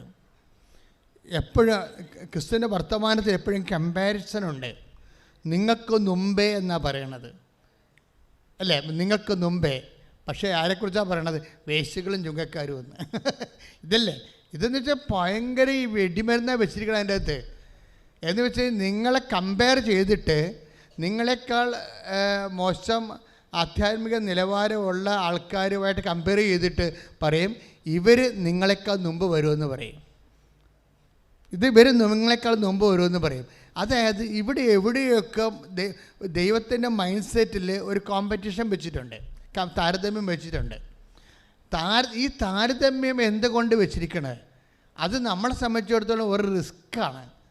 കാര്യം ഇന്നല്ലെങ്കിൽ നാളെ നമ്മളെ താരതമ്യപ്പെടുത്താൻ വേണ്ടി നമ്മൾ ആരുടെയെങ്കിലും മുമ്പിൽ നമ്മൾ നിർത്തപ്പെടുന്ന ഉറപ്പാണ്. Take the word of God നിങ്ങൾക്ക് മുമ്പേ ശ്രദ്ധിക്കട്ടെ. ഹല്ലേലൂയ. മത്തായി 21:31. മത്തായി 21:31. യേശു പറഞ്ഞു, സത്യമായി ഞാൻ നിങ്ങളോട് പറയുന്നു, ചുങ്കക്കാരും വേശ്യകളുമായിരിക്കും നിങ്ങൾക്ക് മുമ്പേ സ്വർഗരാജ്യത്തിൽ പ്രവേശിക്കുക. അപ്പൊ ഈ താരതമ്യം ദൈവത്തിൻ്റെ മൈൻഡ് സെറ്റിൻ്റെ ഭാഗമാണ്. ഇന്നല്ലെങ്കിൽ നാളെ നിങ്ങളുടെ വർക്ക് നിങ്ങളുടെ അയൽവാസികളുടെ വർക്കുമായിട്ട് താരതമ്യപ്പെട്ടിരിക്കും. അത് ഉറപ്പല്ലേ? ദൈവത്തെ അറിയാത്ത നിങ്ങളെ എഴുതിത്തള്ളിയ ആൾക്കാരുമായിട്ട് നാളെ നിങ്ങൾ കമ്പയർ ചെയ്യും ദൈവം. അത് നമുക്ക് വരാൻ പോകുന്ന അപകടമാണ്. നമ്മൾ ഈ അപകടത്തെ അതിജീവിക്കാൻ തയ്യാറായിരിക്കണം ഇപ്പം തന്നെ. കാര്യം ദൈവത്തിൻ്റെ മൈൻഡ് സെറ്റിലുള്ള സംഭവമാണ് കമ്പാരിസൺ എന്ന് പറയുന്നത്. ദൈവം കമ്പയർ ചെയ്യും, നമ്മളോട് കമ്പയർ ചെയ്യാൻ അനുവാദമില്ല. ഫിലിപ്പിയർ 4:2-3 വായിച്ചാൽ നമുക്ക് മനസ്സിലാകും. നമ്മളെ കമ്പയർ ചെയ്യേണ്ട കാര്യമില്ല. നമ്മൾ കമ്പയർ ചെയ്യണത് ലോകാരൂപി വെച്ചായിരിക്കും. ദൈവം കമ്പയർ ചെയ്യണത് ദൈവാരൂപി വെച്ചാണ്. അതാണ് കമ്പാരിസൻ്റെ വ്യത്യാസം. അതാണ് ഫിലിപ്പിയർ 2:3 വായിച്ച് ശ്രുതികട. ഹല്ലേലൂയ. മാത്സര്യമോ വ്യർത്ഥാഭിമാനമോ മൂലം നിങ്ങൾ ഒന്നും ചെയ്യരുത്, മറിച്ച് ഓരോരുത്തരും താഴ്മയോടെ മറ്റുള്ളവരെ തങ്ങളെക്കാൾ ശ്രേഷ്ഠരായി കരുതണം. അടുത്തത്, ഓരോരുത്തരും സ്വന്തം താല്പര്യം മാത്രം നോക്കിയാൽ പോരാ, മറിച്ച് മറ്റുള്ളവരുടെ താല്പര്യവും പരിഗണിക്കണം. പരസ്പരം കമ്പയർ ചെയ്യുന്നവർ വിഡ്ഢികളാണെന്നുണ്ട്. 2 കൊരിന്തോസ് 10:12. 2 കൊരിന്തോസ് 10:12. ആത്മപ്രശംസ നടത്തുന്നവരുടെ ഗണത്തിൽപ്പെടാനോ പറഞ്ഞ ആത്മപ്രശംസ നടത്തുന്നവരുടെ ഗണത്തിൽപ്പെടാനോ ഞങ്ങളെ അവരോട് താരതമ്യം ചെയ്യാനോ ഞങ്ങൾ തുനിയുന്നില്ല. പരസ്പരം അളക്കാനും തുലനം ചെയ്യാനും സാഹസപ്പെടുന്ന വിഡ്ഢികളാണ് അവർ. മനുഷ്യന്മാരുടെ കൂട്ടത്തിൽ പരസ്പരം അളക്കുന്ന രീതിയുണ്ട്, പക്ഷെ അതിൻ്റെ മാനദണ്ഡം വേൾഡ് സ്പിരിറ്റാണ്. ദൈവം നമ്മൾ അളക്കും, അതിൻ്റെ മാനദണ്ഡം ദൈവിക അരൂപിയാണ്. വ്യത്യാസം അതാണ്. ദൈവം നമ്മൾ അളക്കും. നമ്മൾ അളക്കുന്നത് ആരുമായിട്ടാണ്? നമ്മളെക്കാൾ നമ്മൾ ഡീപ്രമോട്ട് ചെയ്ത ആൾക്കാരുമായിട്ടാണ് നമ്മൾ അളക്കുന്നത്. അത് ഇന്നല്ലെങ്കിൽ നാളെ ആ അളവ് സംഭവിക്കും. നിങ്ങൾ ആധ്യാത്മികമായിട്ട് വളരാൻ ഉദ്ദേശിക്കുന്നുണ്ടെങ്കിൽ ഈ ഒരു കോമ്പറ്റീഷനിൽ പങ്കെടുത്തേ പറ്റത്തുള്ളൂ. കാര്യം നമ്മളെ സംബന്ധിച്ചിടത്തോളം നമ്മോട് തന്നെ കോമ്പറ്റ് ചെയ്തുകൊണ്ടാണ്. കാര്യം ഇന്നലെ നിൻ്റെ പോയിൻറ്റ്സ് പോരെ, ഇന്ന് നിനക്ക് ടൈമാണൊരു പ്രോബ്ലം. ഇന്നലെ നിനക്ക് 10 പോയിൻ്റ് ഗ്രേസ് ഉണ്ടെങ്കിൽ ഇന്ന് 11 പോയിൻ്റ് ഗ്രേസ് വേണം. അല്ലെങ്കിൽ വളർന്നില്ലെങ്കിൽ വിശുദ്ധ ജീവിതത്തിൽ ഉണ്ടാകുന്ന പ്രശ്നം വളരാതെ നിന്നാൽ തളർച്ചയുണ്ടാകുന്നു. വളർന്നില്ലെങ്കിൽ പിന്നെ തളർച്ച ഉണ്ടാകത്തുള്ളൂ. അതാണ് എൻ്റെ കൗണ്ടിങ്, അതാണ്. അപ്പം അതുകൊണ്ട് ഒന്ന് പ്രാർത്ഥിക്കുക. കർത്താവായ ദൈവമേ, ഓരോ ദിവസവും നൽകപ്പെടുന്ന സാഹചര്യങ്ങളോട് കർത്താവിന്റെ പുനരുദ്ധാനത്തിൽ അടിസ്ഥാനപ്പെടുത്തിക്കൊണ്ട് മുന്നേറുവാൻ സാക്ഷ്യം വഹിച്ച് മുന്നേറുവാൻ കൃപയാർജിക്കുവാൻ ഞങ്ങളെ അഭിഷേകം ചെയ്യണമേ. നമ്മൾ തിരിച്ചു വരികയാണ്. കാര്യം നമ്മൾ ഇപ്പം എന്താണ് പരിശുദ്ധാത്മാവ് നമുക്ക് വ്യാഖ്യാനിച്ച് വിളമ്പി തരണമെന്ന് ചോദിച്ചാൽ, നമ്മൾ ഉടമ്പടി വിഹിതമായ എല്ലാ പ്രവർത്തനങ്ങൾക്കും അതിൻ്റെ മിനിമം സ്പീഡുണ്ട്. ക്ലിയർ അല്ലേ? ഇല്ലേ? രോഗികളെ ഇപ്പം നിങ്ങൾ വിചാരിക്കും ഈ മാസം അല്ലേ നമ്മൾ ഉടമ്പടി എടുത്തിരിക്കണത്, അപ്പോൾ ഈ രോഗികളെ പോയി കാണുന്നത് ഈ മാസത്തിനുള്ളിൽ എപ്പോഴെങ്കിലും മതിയല്ലോ എന്ന് നിശ്ചയിച്ചാൽ നിങ്ങൾ നിങ്ങളുടെ സ്പീഡ് നിശ്ചയിക്കും. മനസ്സിലായി? പിന്നെ നിങ്ങൾ ദൈവത്തോട് സ്പീഡാകണമെന്ന് പറഞ്ഞൊരു കഥയില്ലല്ലോ. ഉടമ്പടി സ്പീഡിൻ്റെ പ്രാർത്ഥനയാണ്. ഉടമ്പടിയുടെ സ്പീഡെന്ന് പറയണത് നമുക്ക് സത്യം പറഞ്ഞാലേ, ഞാൻ നിങ്ങളോട് പറയുമ്പോൾ നിങ്ങൾ എന്തുമാത്രം ആൾക്കാർ വിശ്വസിച്ചിട്ടുണ്ടെന്ന് എനിക്കറിയത്തില്ല. ഈ ലൈറ്റക്കാൻ്റെ പേർ റിക്വസ്റ്റ് തുടങ്ങിയില്ലേ 2015 ഉടമ്പടിക്ക് മുമ്പേ അഗ്നി നക്ഷത്രം ഉദിച്ച പോലെ ഉദിച്ച സാധനമാണ് ലൈറ്റക്കാൻ്റെ പേർ റിക്വസ്റ്റ്. അന്ന് അമ്മ എന്നോട് പറഞ്ഞത്, ലൈറ്റക്കാൻ്റെ പേർ റിക്വസ്റ്റ് ഇന്ത്യയിൽ ലോകത്തിൽ എവിടെ ഇരുന്ന് വേണ്ടും, ഏത് അന്റാർട്ടിക്കയിൽ ഇരുന്നും കൃപാസനത്തെ പ്രത്യക്ഷപ്പെട്ട മാതാവിൻ്റെ മുമ്പിൽ നിങ്ങൾക്ക് തീർത്തെളിക്കാൻ പറ്റും. അങ്ങനെ ഒരു ഫോർമുല എനിക്ക് അതിൻ്റെ അകത്ത് അത്ഭുതം സംഭവിച്ചെന്ന് പറയണത്, കമ്പ്യൂട്ടറിനെക്കുറിച്ച് അത്രയ്ക്ക് ജ്ഞാനമില്ലാത്ത എനിക്കാണ് ആ ലിങ്ക് കിട്ടിയത്. ആരും എനിക്ക് തന്നതല്ല. ഞാനിങ്ങനെ ചുമ്മാ കമ്പ്യൂട്ടർ നോക്കിയിരുന്ന സമയത്ത് ഓരോ സാധനം ഇങ്ങനെ ചെക്ക് നോക്കുന്ന സമയത്ത് പെട്ടെന്ന് ഈ ലിങ്ക് കിട്ടിയ ഉടനെ പരിശുദ്ധാത്മാവ് എനിക്കൊരു പെട്ടെന്ന് എന്നെ ഫയർ ചെയ്ത് എന്നുവെച്ചാൽ പറഞ്ഞ്, ഈ ലിങ്ക് വെച്ചുകൊണ്ട് വേണമെങ്കിൽ മാതാവിൻ്റെ മുമ്പിൽ തിരികെത്തിക്കാൻ പറ്റും. അപ്പോൾ വേറെ ഒരു ലിങ്കായിരിക്കും കിട്ടിയത്. ഞാൻ കമ്പ്യൂട്ടർ എഞ്ചിനീയറിനെ ഉടനെ എമർജൻസിയിൽ വിളിച്ചിട്ട് പറഞ്ഞു, ഈ ലിങ്ക് നിങ്ങൾ ഉപയോഗിച്ചുകൊണ്ട് ഇതൊരു വെബ്സൈറ്റ് ഡിസൈൻ ചെയ്തിട്ട് ലോകത്ത് എവിടെ ഇരുന്നും മാതാവിൻ്റെ മുമ്പിൽ അവിടെ സങ്കടം പറഞ്ഞ്, എല്ലാവർക്കും ആലപ്പുഴ വരാനും കൃപാസനത്തിൽ വരാൻ പറ്റത്തില്ല. ഒന്നാമത്തേലും മലയാളികൾ പകുതി മുക്കാൽ ഇപ്പോൾ പുറത്താണ്. അവരുടെ പള്ളിയുമില്ല, പട്ടക്കാരും ഇല്ലാത്ത ജീവിത സ്ഥലത്ത് ജീവിക്കുന്ന ആൾക്കാരുണ്ട്. ഫിൻലാൻഡിൽ വരെ മലയാളിയുണ്ട്, അവിടെ പള്ളിയില്ല. -60 അവിടെ മലയാളി ജീവിക്കണത്. ഒന്ന് ചിന്തിച്ച് നോക്കിയേ, -60 ജീവിക്കണത് ഫിൻലാൻഡിലെ. അപ്പം അവിടെ അങ്ങനെയുള്ള ആൾക്കാർക്ക് പ്രെയർ ചെയ്യാനും അവർക്ക് വേണ്ടിയാണ് ഈ ലെറ്റക്കാൻ്റെ പേർ റിക്വസ്റ്റ് അമ്മ തന്നത്. ഇപ്പം എല്ലാവരും അത് ഉപയോഗിക്കുന്നുണ്ട്. പക്ഷെ അന്ന് അതിനുള്ള ആൾക്കാർ എന്നോട് ചോദിക്കുമായിരുന്നു, അച്ഛാ ഇങ്ങനെ ഏതെങ്കിലും ഭൂഖണ്ഡത്തിരുന്നുകൊണ്ട് ചുമ്മാ അവിടെ നിന്നുകൊണ്ടൊരു പേർ റിക്വസ്റ്റ് ഇട്ട് കഴിഞ്ഞാൽ ഇതെങ്ങനെ വർക്ക് ചെയ്യുമെന്ന്. അന്ന് അമ്മ എന്നോട് പറഞ്ഞത്, നിങ്ങളുടെ ആധ്യാത്മിക ആസ്തി എന്നാണത് അതിലേക്ക് ഷെയർ പോണത്. എന്ന് വെച്ചാൽ 1986 മുതലുള്ള പ്രവർത്തനങ്ങളുണ്ട്. അതെല്ലാം കഠിന പ്രവർത്തനങ്ങളാണ്, അല്ലാതെ കൊച്ചു പ്രവർത്തനങ്ങളൊന്നുമല്ല. കടലിൽ കൺവെൻഷൻ നടത്താൻ ആർക്ക് പറ്റുമെന്ന് ചിന്തിച്ച് ഇപ്പോഴത്തെ എനിക്ക് ചിന്തിച്ചൊരു, ഞാൻ ഈ കഴിഞ്ഞ മാസം കടലിൽ പോയായിരുന്നു വള്ളത്തിൽ. അപ്പോൾ എന്താ കടലിൽ കൺവെൻഷൻ നടത്തുക എന്ന് പറയുന്നത്, അത് 10 കൊല്ലം നടത്തി. ആ വള്ളക്കാരെയും ബോട്ടുകാരെയൊക്കെ കടലിൽ പിടിച്ച് കൂട്ടിയിട്ട് അവിടെ നമ്മൾ ഓരോ കൊച്ചു വള്ളത്തെ പോയി അവിടെ കടലിലെ വള്ളങ്ങളെല്ലാം വെഞ്ചരിച്ച് വലിയ വള്ളത്തെ നമ്മൾ ഏണിയിട്ട് കയറി, അല്ലെങ്കിൽ അവിടെ നിന്ന് ടയർ കെട്ടിത്തന്നെങ്കിൽ ടയറെ പിടിച്ച് കയറി. അന്ന് ചെറുപ്പകാലമായിരുന്ന കാരണം അതൊക്കെ എനിക്ക് ചെയ്യണതിന് എൻ്റെ കുഴപ്പമില്ല. പക്ഷേ ഇന്ന് ഓർക്കുമ്പോൾ ചെയ്യാൻ പറ്റത്തില്ല. കാര്യം അല്പം തെറ്റിയാൽ നമ്മൾ കടലിൽ വീണാൽ അത് എന്തോ അത് ഒന്നാമത്തെ ഈ കടലിലെ തിരകൾ ഡിസംബർ മാസം അത് ചെയ്യണത് 1 മീറ്റർ എപ്പോഴും ഇങ്ങനെ പൊങ്ങി തന്നുകൊണ്ടിരിക്കും. അപ്പം നമ്മളിങ്ങനെ കയറുന്ന അനുസരിച്ചിട്ട് ചിലപ്പോൾ ഈ ടയറിൻ്റെ എണ്ണം കൂട്ടി വരേണ്ടി വരും. നല്ല കാറ്റുമായിരിക്കും. എന്നാലും ഈ കാറ്റും കടലിലും കയറി അവിടെ നിന്ന് അവിടെയുള്ള ആൾക്കാരെ കുമ്പസാരിപ്പിക്കും. അതിൻ്റെ അകത്ത് അന്ന് എന്താ വെച്ചാൽ എൻ്റെ തലയിൽ മുഴുവൻ അടിച്ച് കയറിയിരുന്ന സംഭവം, ഒരു മനുഷ്യൻ പോലും എല്ലാവരും വിശുദ്ധി ജീവിക്കണം. അപ്പോൾ അതിനു വേണ്ടി കർത്താവിന് വേണ്ടി ചെയ്ത ജോലിയാണ്. പക്ഷെ അതിനൊക്കെ നല്ല മാർക്ക് കിട്ടി എനിക്ക്. അല്ലെങ്കിൽ പിന്നെ ഇവിടെ നിങ്ങൾ ഇപ്പോഴും ഇരിക്കത്തില്ലല്ലോ. ഇവിടെ കേരളത്തിലെ നവീകരണ ഫീൽഡ് എല്ലാം തളർന്നില്ലേ? എനിക്കറിയാൻ പാടില്ലേ? ഇപ്പോഴും ഇവിടെ എന്തുകൊണ്ടാണ് ഇത്രയും ആറ്റിനടിക്ക് നഷ്ടപ്പെട്ടതുപോലെ നിരന്തര സാക്ഷ്യം പറയാൻ കാര്യം ആസ്തിഭദ്രതയാണ്. നല്ല കാലത്ത് കർത്താവിന് വേണ്ടി ആത്മാർത്ഥമായിട്ട് പ്രവർത്തിച്ചു. ഞാൻ അതാ നിങ്ങൾക്ക് തന്നിരിക്കണത്. അതുകൊണ്ട് നിങ്ങളും അച്ഛനെപ്പോലെ തന്നെയാണ് പ്രവർത്തിക്കേണ്ടത്. അല്ലാതെ ഉടമ്പടി എടുത്ത് അതിനെ ആക്കാനും വേണ്ടി വെക്കാനും ചേക്കാൻ വിചാരിച്ചുകൊണ്ട് എന്തെങ്കിലുമൊക്കെ ഒപ്പിച്ചുണ്ടാക്കരുത്. That is my point. ഞാനിത് പറയുന്നതിൻ്റെ കാര്യം ഞാൻ വലിയ ആനക്കാര്യം പണ്ട് ചെയ്തതെന്ന് പറയാനല്ല. നിങ്ങളിപ്പോൾ ചെയ്യുന്ന കാര്യം വേഗത ഉണ്ടാകണം. വേഗത വെറുതെ ഉണ്ടാവത്തില്ല. അതെന്ത് ചെയ്യണം? വേഗത വേണമെന്നുണ്ടെങ്കിൽ ദൈവസ്നേഹം വേണം. അതാണ് ഞാൻ ആദ്യം പറഞ്ഞത്. സ്നേഹത്താൽ പ്രവർത്തന നിരതമായ ഗലാത്യർ 5:6 ടേക്ക് ഇതൊക്കെ ഇവിടെ ഒന്നിട്ട് വായിച്ചോ. അത് ശ്രദ്ധിക്കട്ടെ. ഇത് മറന്നു പോകരുത്. ഗലാത്യ 5:6 ഇത് എൻ്റെ സ്നേഹത്തിലൂടെ പറഞ്ഞ സ്നേഹത്തിലൂടെ പ്രവർത്തന നിരതമായ വിശ്വാസമാണ് സുപ്രധാനം. അപ്പോൾ നിങ്ങൾ ഓരോ വർക്ക് ചെയ്യുമ്പോഴേ അതിന് സ്പീഡ് ഉണ്ടാകണമെന്നതിൻ്റെ കാര്യം. സ്പീഡ് കുറയുന്നുണ്ടെങ്കിൽ അതിനർത്ഥം സ്നേഹം കുറയുന്നുണ്ടെന്നാണ്.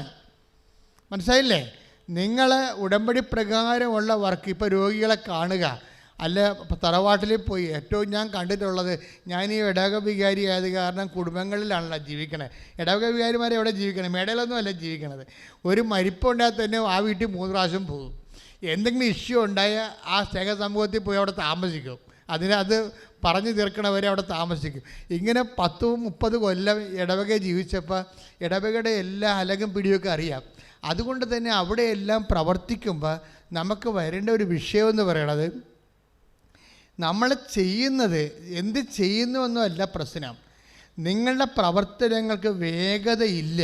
ഇപ്പോൾ തറവാട്ടിലൊക്കെ നമ്മൾ ഈ വീട് വെഞ്ചരിക്കാൻ ചെല്ലുമ്പോഴൊക്കെ അവിടെയുള്ള നല്ല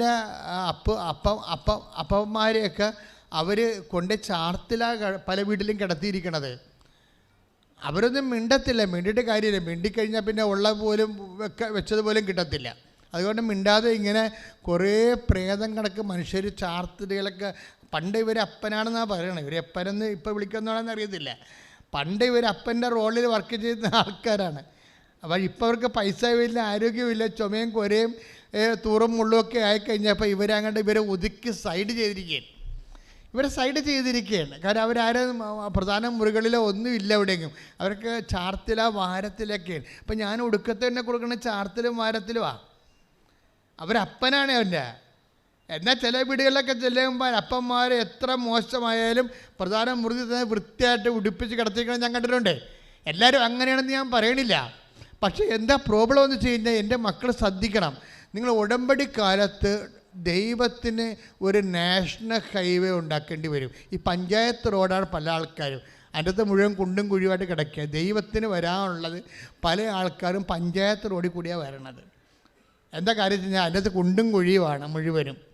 ഒടിഞ്ഞും മടങ്ങിയും മിക്കവാറും വണ്ടി പകുതി പഴക്കമാകും അതിലൂടെ പോയി കഴിയുമ്പോൾ. ദൈവം വരത്തില്ല.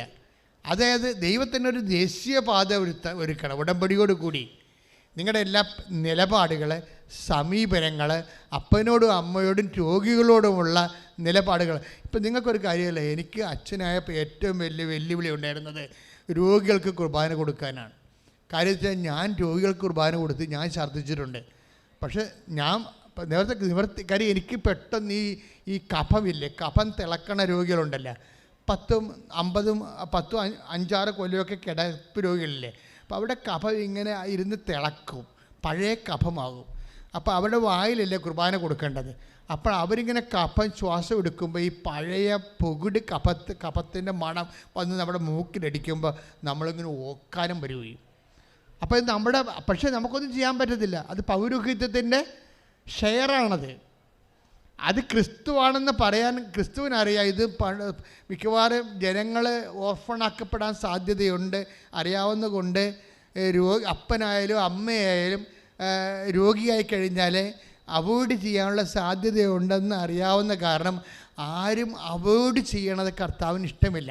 അതുകൊണ്ട് ഈശോ എന്താ പറഞ്ഞത്? ഞാൻ രോഗിയാണെന്ന് പറഞ്ഞു പഠിപ്പിച്ചു. അതാണ് സംഭവം. ഞാൻ രോഗിയായിരുന്നു. Take the word of God. ശ്രുതികട്ടെ. ഹല്ലേലൂയ, ഹല്ലേലൂയ, യേശുവേ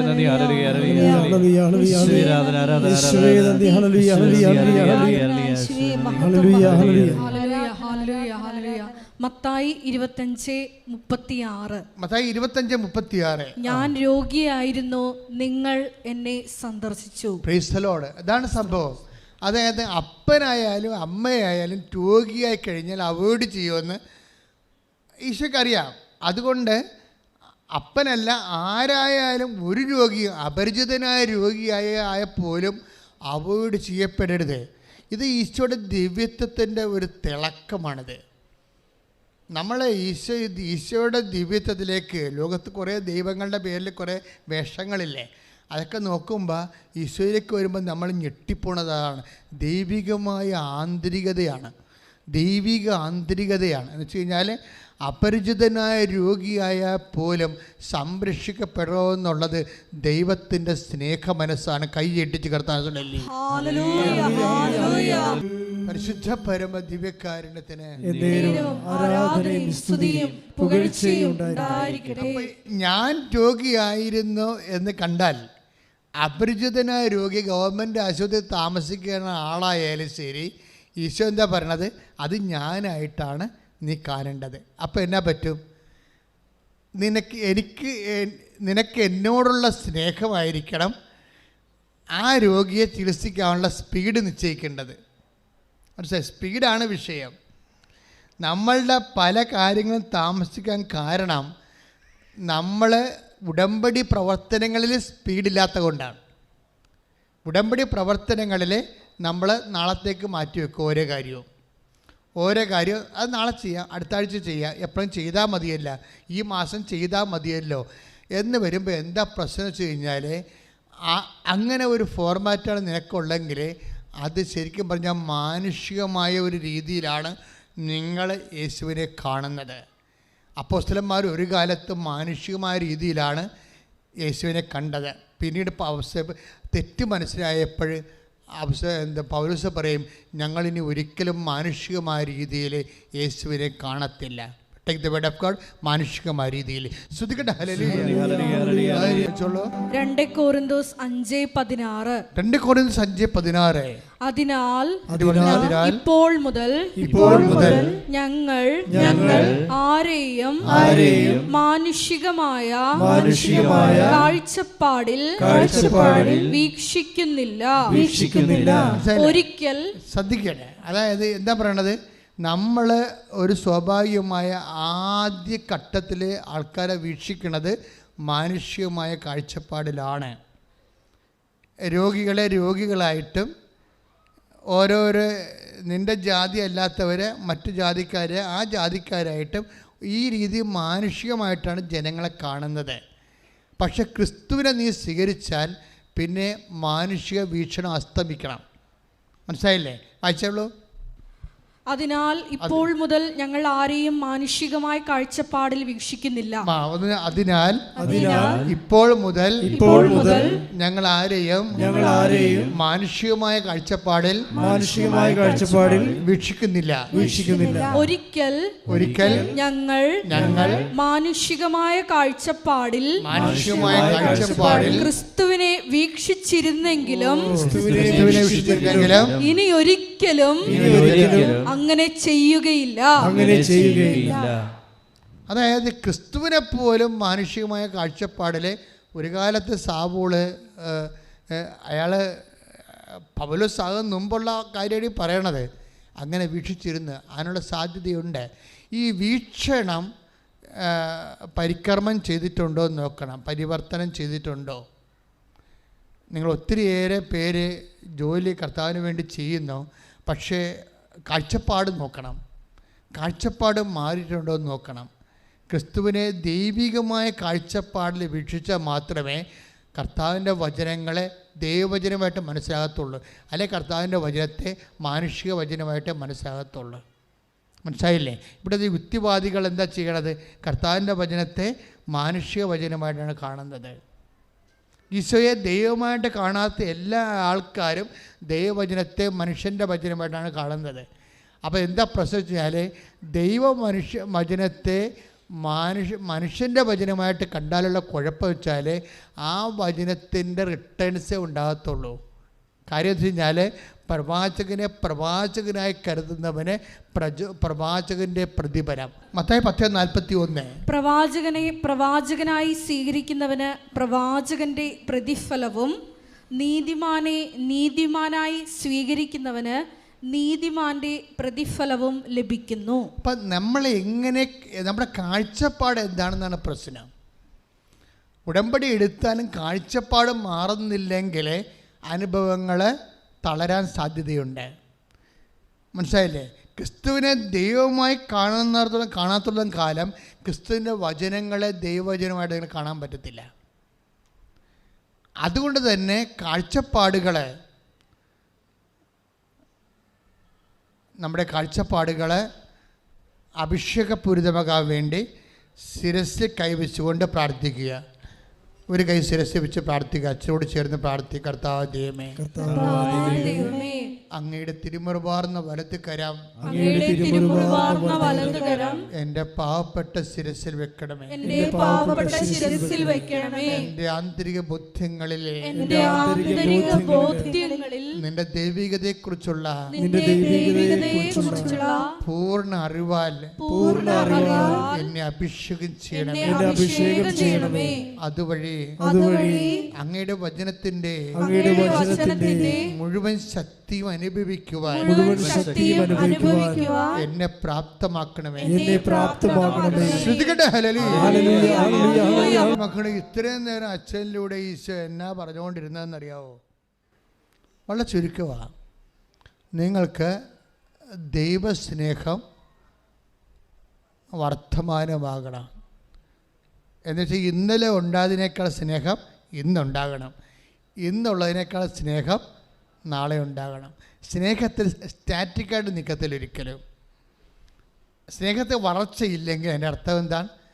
തളർച്ചയെന്നാണ്. നമ്മുടെ വേഗത നിശ്ചയിക്കുന്നത്, ഉടമ്പടിയുടെ വേഗത നിശ്ചയിക്കുന്നത് ശരിക്കും പറഞ്ഞാൽ ദൈവസ്നേഹമാണ്. ആ ദൈവസ്നേഹം വർദ്ധിക്കുന്ന അനുസരിച്ച് നിങ്ങളുടെ ആക്ടിവേഷൻ ശക്തിപ്പെടും. നിങ്ങൾ സുവിശേഷത്തിന് സാക്ഷ്യം വഹിക്കുന്നത് ശക്തിപ്പെടും. അതിൽ സന്തോഷമുണ്ടാകും. അപ്പോൾ എന്താ വെച്ചാൽ സന്തോഷമെന്നുള്ളത് സ്നേഹം പോലെ തന്നെ ഒരു സംഭവമാണ്. അത് സന്തോഷമെന്ന് പറയണത്, അത് സന്തോഷത്തോടെയാണ് ബാക്കിയെല്ലാം. ഇപ്പോൾ ഉദാഹരണത്തിന് നിങ്ങൾക്ക് എന്തെങ്കിലും നഷ്ടപ്പെടുമെന്നുണ്ടെങ്കിൽ അത് സന്തോഷത്തോടെ നഷ്ടപ്പെടുത്തുമ്പോഴാണ് യഥാർത്ഥ ദൈവസ്നേഹം ഉണ്ടെന്ന് നമുക്ക് പറയാൻ പറ്റണത്. നിങ്ങൾക്ക് അയ്യോ ഇനി ഉറങ്ങണ സമയമാണല്ലേ, 10 മിനിറ്റ് കിടന്ന് ഉറങ്ങിയേക്കാം. അപ്പോൾ അമ്മ പറയും, എടി ഉറങ്ങണ സമയത്ത് പോയപ്പോൾ പത്രം കൊടുക്കാൻ പറ്റില്ല നിനക്ക്, ഞാൻ ഉറങ്ങിയിട്ട് പോകാമെന്ന് പറയും. അതാണ് സംഭവം. അപ്പോൾ നിനക്ക് സന്തോഷമില്ല. അവിടെ പ്രശ്നം പറഞ്ഞു. അപ്പോൾ ദൈവസ്നേഹമില്ല. ദൈവസ്നേഹം സന്തോഷവും തമ്മിലാണ് ബന്ധപ്പെട്ടിരിക്കുന്നത്. നിങ്ങൾക്ക് ദൈവസ്നേഹം ഉണ്ടെങ്കിൽ ചെയ്യുന്ന കാര്യത്തിൽ സന്തോഷം ഉണ്ടാകും, അല്ലെങ്കിൽ അളിഞ്ഞ മോന്ത ഉണ്ടാകും. വേറെ കുഴപ്പമൊന്നുമില്ല. ഈ പല കാര്യങ്ങളും ചെയ്തിരിക്കുന്ന അളിഞ്ഞ മോന്തയായിട്ടാണ്. അത് നമ്മൾ ശ്രദ്ധിക്കുക. അപ്പോൾ അതിൻ്റെ അർത്ഥം ലവ് ലെവല് താഴെയാണ്. പിന്നെ അക്കാനും വേണ്ടി ഒക്കാനിക്കുകയാണ്. ഏതായാലും ചെന്ന് തലവെച്ച് കൊടുത്തില്ല ഉടമ്പടിക്ക്, ഇനിയിപ്പോൾ നിവർത്തിയില്ലല്ല ചെയ്യാൻ, അങ്ങനെ ചെയ്തേക്കാമെന്ന് വിചാരിച്ചുകൊണ്ട് ചെയ്യുന്ന കുറേ മുണ്ണകളുണ്ട്. പച്ച മലയാളത്തിൽ പറഞ്ഞാൽ നിങ്ങൾ ഉടമ്പടി മുന്നോട്ട് കൊണ്ടുപോകുന്ന എൻ്റെ അഭിപ്രായം.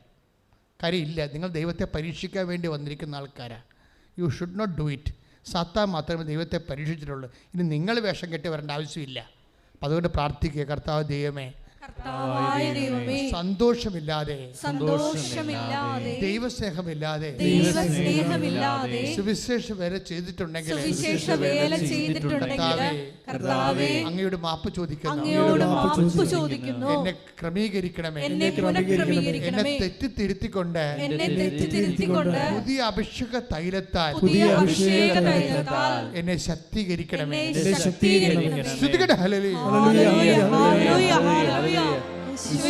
വിശുദ്ധ പരമദിവ്യകാരുണ്യത്തിന് ക്രിസ്തുവിനെ നിധിയായിട്ട് കാണാത്തോളം കാലം നിങ്ങൾക്ക് സന്തോഷം ഉണ്ടാകത്തില്ല. നിങ്ങൾക്ക് നേടിയ മറ്റു സമ്പത്തിനേക്കാളും വലിയ സമ്പത്താണ് ക്രിസ്തുവെന്നുള്ള ആന്തരികമായ ബോധ്യം വരാത്തോളം കാലം നിങ്ങൾക്ക് സന്തോഷം ഉണ്ടാകത്തില്ല. മത്തായി സുവിശേഷം 13:44. Take the word of God. ശ്രുതികട്ടെ ഹല്ലേലൂയ. മത്തായി 13:44. സ്വർഗ്ഗരാജ്യം വയലിൽ ഒളിച്ചു വെച്ചിരിക്കുന്ന നിധിക്ക് തുല്യം. അത് കണ്ടെത്തുന്നവൻ അത് മറച്ചു വയ്ക്കുകയും സന്തോഷത്തോടെ പോയി തനിക്കുള്ളതെല്ലാം വിറ്റ് ആ വയൽ വാങ്ങുകയും ചെയ്യുന്നു. ഇതാണ് വിഷയം. അതായത് ആ സ്വർഗരാജ്യം എന്നുള്ള അതിൽ ഈശോ തന്നെ പറഞ്ഞിട്ടുണ്ട്, ഞാനാണ് ദൈവരാജ്യം എന്ന് പറഞ്ഞിട്ടുണ്ട്. അപ്പം ക്രിസ്തു എന്ന് അവിടെ ചേർക്കേണ്ടത്. ഇപ്പോഴേ സ്വർഗരാജ്യം വയലിൽ ഒളിച്ചു വച്ചിരിക്കണ നിധി പോലെയാണെന്ന് പറഞ്ഞാൽ സ്വർഗരാജ്യത്തിന് പകരം അവിടെ ഉപയോഗിക്കേണ്ട വാക്ക് ക്രിസ്തു എന്നാണ്. അപ്പോൾ ക്രിസ്തുവിനെ സംബന്ധിച്ചിടത്തോളം അതൊരു നിധിയായിട്ട് നമുക്ക് തോന്നണം. എല്ലാം തുടങ്ങണം അവിടെ നിന്നാണ് കേട്ടോ. ക്രിസ്തുവിനെ നിങ്ങൾക്കൊരു നിധിയായിട്ട് തോന്നണം. പക്ഷേ എങ്ങനെ തോന്നണം? നിങ്ങളുടെ മറ്റെല്ലാ സമ്പത്തിനേക്കാളും നിധിയായിട്ട് തോന്നണം. അവിടെ മാത്രമേ സന്തോഷം ഉണ്ടാകത്തുള്ളൂ. മനസ്സിലായില്ലേ? മറ്റെല്ലാ സമ്പത്തിനേക്കാളും നിങ്ങൾക്ക് ക്രിസ്തുവിനെ നിധിയായിട്ട് തോന്നണം. അപ്പോഴാണ് നിങ്ങളുടെ ഉറക്കമോ നിങ്ങളുടെ സമ്പത്തോ സന്തോഷത്തോടെ കൊടുക്കാൻ പറ്റത്തുള്ളൂ. അല്ലെങ്കിൽ ക്ലേശിച്ചും സങ്കടപ്പെട്ടും ഒക്കെ മ്ലാനമായിട്ടേ കൊടുക്കത്തുള്ളൂ. അതാണ് വിഷയം വരുന്നത്. അപ്പം നിങ്ങൾ എങ്ങനെയാണ് നിങ്ങളുടെ ജോലി ചെയ്യണം നോക്കണം. കാര്യം ചൊല്ലണ പ്രാർത്ഥന അല്ലല്ലോ ഇത്, ചെയ്യുന്ന പദ്ധതിയല്ലേ. അപ്പം ചെയ്യുന്ന പദ്ധതി ആണെങ്കിൽ പോലും ഇതെങ്ങനെ ചെയ്യണമെങ്കിൽ എന്താണ്? അതായത് ക്രിസ്തുവിനെ നിങ്ങളെ മറ്റുള്ള എല്ലാത്തിനേക്കാളും വലിയ നിധിയായിട്ട് നിങ്ങൾക്ക് തോന്നണം. നിങ്ങളുടെ ക്രിസ്തുവിനെ നിങ്ങളുടെ ILTSനെയും വസ്തുവിൽപ്പനയും ജപ്തി രക്ഷപ്പെടുന്ന അവസ്ഥയും നിങ്ങളുടെ വിവാഹത്തെയും നിങ്ങൾക്ക് മക്കളുണ്ടാകുന്നതും ക്രിസ്തുവിനേക്കാൾ മുകളിലായിട്ട് കണ്ടാൽ മിക്കവാറും നിങ്ങൾക്ക് സന്തോഷം ഉണ്ടാകാൻ സാധ്യതയില്ല. ഇവിടെ അതാണ് സംഭവിക്കുന്നത്. ആൾക്കാർക്ക് വരുന്ന അപകടം അതാണ്. നിങ്ങൾക്ക് വരുന്ന പോരായ്മകൾ, മക്കളില്ല, വീടില്ല, ജോലിയില്ല, ജപ്തിയാണ്, ഇങ്ങനെയുള്ള വിടുതൽ ക്രിസ്തുവിനേക്കാളും ഉയർന്ന സംഭവമായിട്ടാണ് ആൾക്കാർ കാണുന്നത്. അതാണ് നിങ്ങളുടെ ഉടമ്പടി താമസിക്കാൻ കാരണം. നിങ്ങൾക്ക് സന്തോഷം ഉണ്ടാകാതിരിക്കാൻ കാരണം അതാണ്. അപ്പം അതുകൊണ്ട് ഇത് ഭയങ്കര സീരിയസ് ആയിട്ട് നമ്മൾ ധ്യാനിക്കേണ്ട വിഷയമാണ്. നിങ്ങളുടെ ഉള്ളിലെങ്കിലും നിങ്ങൾ ക്രിസ്തുവിനേക്കാൾ മേലായിട്ടാണ്. ഇപ്പോൾ 36 വർഷം ഇപ്പം നിങ്ങൾക്കറിയാം, ഈ അൾത്താറ എന്ന് പറയണത് 55 വയസ്സുള്ള ആൾക്കാരെ കല്യാണം കഴിപ്പിക്കുന്ന അൾത്താറയാണ്. എത്ര സാക്ഷികൾ അങ്ങനെ വന്നിരിക്കുന്നത്. ഈ അൾത്താറ 55 വയസ്സുള്ള ആൾക്കാർ പ്രഗ്നൻ്റ് ആകണ അൾത്താറയാണ്, ഒറ്റ പ്രാർത്ഥന കൊണ്ട്. അതൊക്കെ നമ്മളെ ഉടമ്പടിക്ക് ശേഷമാണ് ഞാനിതൊക്കെ അറിയണത്. ഉടമ്പടിക്ക് മുമ്പ് എനിക്കൊരു ജീവിതം ഉണ്ടായിരുന്നു. കേരളം മുഴുവനും ഞാൻ ഏതാണ്ട് 107 കണ്ണൂർ തൊട്ട് ട്രിവാൻഡ്രം, ഇടുക്കി തൊട്ട് പുത്തൻതോപ്പ് വരെ 107 ജപമാല ധ്യാനം നടത്തിയിട്ടുള്ളത് 2002, 2004 കാലഘട്ടങ്ങളിൽ. അത്രയും തീക്ഷ്ണമായ കാലഘട്ടങ്ങളിലാണ് അമ്മ പ്രത്യക്ഷപ്പെട്ടത്. ഇവിടെ തന്നെയും 365 ദിവസം ജപമാല 2003 തൊട്ട് 2004 നടക്കുമായിരുന്നു. രാത്രിയും പകലും ഇടതളവില്ലാതെ അളമുറിയാതെ ജപമാല നടക്കുന്ന കാലഘട്ടമാണ്. ആ കാലഘട്ടത്തിലാണ് അമ്മ പ്രത്യക്ഷപ്പെട്ടത്. നമ്മുടെ പ്രാർത്ഥനയുടെ മൂർച്ച ഒരിക്കലും പ്രാർത്ഥന ദൈവത്തെ നിൻ്റെ കൺമുമ്പേ കണ്ടിട്ടില്ലെങ്കിൽ നിൻ്റെ പ്രാർത്ഥന ഇനി ഉയരാനുണ്ട്, വളരാനുണ്ടെന്ന് അതിൻ്റെ അർത്ഥം. കഴിഞ്ഞ ദിവസം അമലു ജനാർദ്ദൻ എന്നും പറഞ്ഞൊരു മോള് സാക്ഷ്യം പറഞ്ഞു, ഇടിവെട്ട് സാക്ഷ്യം. നിങ്ങൾ സാക്ഷ്യം കേട്ടില്ലേ? നോക്കി നിൽക്കുമ്പോൾ ഈ സാധനങ്ങൾ ലക്ഷക്കണക്കിന് 1,10,000 ആൾക്കാർ വ്യൂ ചെയ്തത്. അവൾ ഇടിവെട്ടായിട്ട് പറയുന്നുണ്ട് സാധനം. അപ്പോൾ അവൾ പറഞ്ഞത് ഒരു കാര്യം എന്ന് പറഞ്ഞത്, ഞാൻ ക്രിസ്മസിന് വീട്ടിൽ പോയപ്പോൾ ഞങ്ങൾ എൻ്റെ വാതിക്കൽ കൂടി കരോളുകാർ പോകണം. അപ്പം അവർ പാടുന്ന പാട്ട് എനിക്കറിയാവുന്ന പാട്ടാണ്. ഞാൻ അതിൻ്റെ കൂടെ പാടി തിരിഞ്ഞു നോക്കിയപ്പോൾ എൻ്റെ വീടിൻ്റെ അപ്പുറത്തെ വീട്ടിൽ മത്താപ്പ് കത്തിക്കണം. ഞാൻ മത്താപ്പ് നോക്കിയപ്പോഴുണ്ട് അവിടെ അമ്മ, സ്വർഗാരൂപിതയെ അമ്മയെ കണ്ട് ഞാൻ. അപ്പോൾ എനിക്ക് തോന്നി ചുമ്മാ എൻ്റെ മനസ്സിൻ്റെ ഹാലൂസിനേഷൻ ആയിരിക്കും. ആ കുട്ടി, അപ്പുറത്തെ വീട്ടിലെ കുട്ടി പിന്നെ ഒരു മത്താപ്പ്, ഒരു പൂക്കുറ്റി കൂടി കത്തിച്ച്, അത് ഞാൻ അതേ പൊസിഷനിലാണ് കത്തിച്ചത്. അപ്പം ഞാൻ നോക്കി, അമ്മ വീണ്ടും വന്നോ? ഇല്ല, അത് സാധാരണ പൂക്കുറ്റിയാണ്. അപ്പം ഞാൻ ആദ്യം അമ്മയെ കണ്ടല്ലോ, അപ്പോൾ അമ്മ എൻ്റെ കൂടെ ഉണ്ടല്ലേ എന്ന് ഞാൻ ധരിച്ച് വീട്ടിലെത്തുമ്പോഴുണ്ട്. ഞാൻ ലീവും കഴിഞ്ഞ് ക്രിസ്മസ് ലീവും കഴിഞ്ഞ് ക്ലാസ്സിലെത്തിയപ്പോൾ ഉണ്ട് എൻ്റെ കൂട്ടുകാരത്തി എനിക്കൊരു സമ്മാനം തന്നു. കാര്യം ഞാൻ ചിന്തിച്ചായിരുന്നു അത് അമ്മയാണോ കർത്താവാണോ എന്ന് എനിക്കറിയത്തില്ലല്ലോ. അത് അമ്മയും പോലെയും കർത്താവിനും പോലെ ഇരിക്കണമുണ്ട്, എനിക്ക് ആരാണെന്ന് അറിയത്തില്ല. അപ്പോൾ എൻ്റെ കൂട്ടുകാരത്തി എനിക്കൊരു സമ്മാനം തന്നു 3 ദിവസം അപ്പോഴുണ്ട് ഞാൻ മത്താപ്പിൽ പിരിഞ്ഞു നിന്ന ആ വെളുത്ത രൂപത്തെ തന്നെയാണ് എനിക്ക് സമ്മാനമായി കിട്ടിയത്. അപ്പോൾ എനിക്ക് മനസ്സിലായി അമ്മ എൻ്റെ കൂടെ ഉണ്ടെന്ന്. ശ്രദ്ധിക്കട്ടെ, ഹല്ലേലൂയ. അതെന്താ വെച്ചാൽ മക്കളെ, ഈ പ്രാർത്ഥന ഒരിക്കലും കുറവില്ല, ഒരിക്കലും പ്രാർത്ഥന കൂടുതലാകത്തുമില്ല. നിങ്ങൾക്ക് തോന്നുന്നു നിങ്ങൾക്ക് വല്ല വട്ടും പിടിക്കും ഇങ്ങനെ പ്രാർത്ഥിച്ചാന്ന് പറയും. പക്ഷെ പ്രാർത്ഥന ഒരു വരമാണ്. അത് നിനക്ക് കിട്ടിയിട്ടുണ്ടെങ്കിൽ അതിന് ചുറ്റും ശത്രുക്കളുണ്ടായിരിക്കും. പ്രാർത്ഥന ഒരു വരമാണ്. അത് നിനക്ക് കിട്ടിയിട്ടുണ്ടെങ്കിൽ അതിനെ തല്ലിക്കെടുത്താൻ വേണ്ടി ചുറ്റും ശത്രുക്കൾ ഉണ്ടായിരിക്കും. അതുകൊണ്ട് കർത്താവ് പറഞ്ഞു, ഒരുത്തൻ്റെ ശത്രു അവൻ്റെ വീട്ടിൽ തന്നെയാണെന്ന്. മത്തായി 10:36 മത്തായി സുവിശേഷം. സ്വന്തം കുടുംബത്തിൽപ്പെട്ടവർ തന്നെയായിരിക്കും ഒരുവന്റെ ശത്രുക്കൾ. ക്ലിയർ അല്ലേ? നിങ്ങൾ വിശ്വാസത്തിലേക്ക് വന്നില്ല കുഴപ്പമൊന്നുമില്ല. വിശ്വാസത്തിലേക്ക് വന്നാൽ ഓർക്കുക, നിൻ്റെ ശത്രു അന്ന് വരെ മിത്രമായിരുന്ന ആൾ കുടുംബത്തിൽ തന്നെയുള്ളവർ ശത്രുവായിട്ട് മാറും. പക്ഷെ അവരുമായിട്ട് നീ കടിപിടിക്ക് പോരുത്, ബുദ്ധിയല്ലത്. അവരോട് സൗമ്യമായിട്ട് നിന്നുകൊണ്ട് തന്നെ വിശ്വാസത്തിൽ ഉറച്ചു നിൽക്കണം. Stand up to him strong faith. നിൻ്റെ ശത്രുവായ പിശാച് ആരെ വിഴുങ്ങണമെന്നറിയാതെ ഈ ബന്ധുക്കളിലൂടെയും സ്വന്തപ്പെട്ട പിള്ളേയും പോയിക്കൊണ്ട് ക്രിസ്തുവിൻ്റെ ദീപം നിൻ്റെ ഉള്ളിൽ നിന്ന് തല്ലിക്കെടുത്താൻ നോക്കും. അപ്പോൾ അവിടെ കഴുത്തെ കയറാൻ ഈശോ പറഞ്ഞിട്ടില്ല. നിങ്ങൾ നിങ്ങളുടെ സ്വഭാവം കാണിച്ചുകൊണ്ട് അവരെ അടക്കി ഒതുക്കാൻ വേണ്ടി ദാർഢ്യങ്ങൾ കാണിക്കരുത്. പക്ഷേ വിശ്വാസത്തിൽ ഉറച്ച് stand up to him strong faith. ശ്രദ്ധിക്കട്ടെ, ഹല്ലേലൂയ. 1 പത്രോസ് 5:8 നിങ്ങളുടെ ശത്രുവായ പിശാച് അലറുന്ന സിംഹത്തെ പോലെ ആരെ വിഴുങ്ങണമെന്ന് അന്വേഷിച്ചുകൊണ്ട് ചുറ്റി നടക്കുന്നു. വിശ്വാസത്തിൽ ഉറച്ചു നിന്നുകൊണ്ട് അവനെ എതിർക്കുവിൻ. അപ്പോഴേ വിശ്വാസത്തിൽ ഉറച്ച്, നിങ്ങൾക്ക് വിശ്വാസത്തിനെതിരെ ഒരു പ്രലോഭനമോ ഒരു പ്രത്യാക്രമണം ഉണ്ടാകുമ്പോൾ അവരെ തിരിച്ചാക്രമിക്കുകയല്ല ചെയ്യണത്. നിങ്ങൾ വിശ്വാസം ഉറച്ചു നിൽക്കണം. പക്ഷേ വിശ്വാസം ഉറച്ചു നിൽക്കുന്നത് എങ്ങനെയാണ്? വിശ്വാസം ഉറച്ചു നിൽക്കുന്നത് വിശ്വാസത്തിന് തക്ക സ്നേഹനിർഭരമായ പ്രവൃത്തികൾ ചെയ്തുകൊണ്ടാണ്. മനസ്സിലായില്ലേ? അപ്പോസ്തലന്മാർ പോലും ഞെരുക്കത്തിൻ്റെ സമയത്ത് സഭയ്ക്ക് നൽകിയ ഉപദേശം എന്താണ്?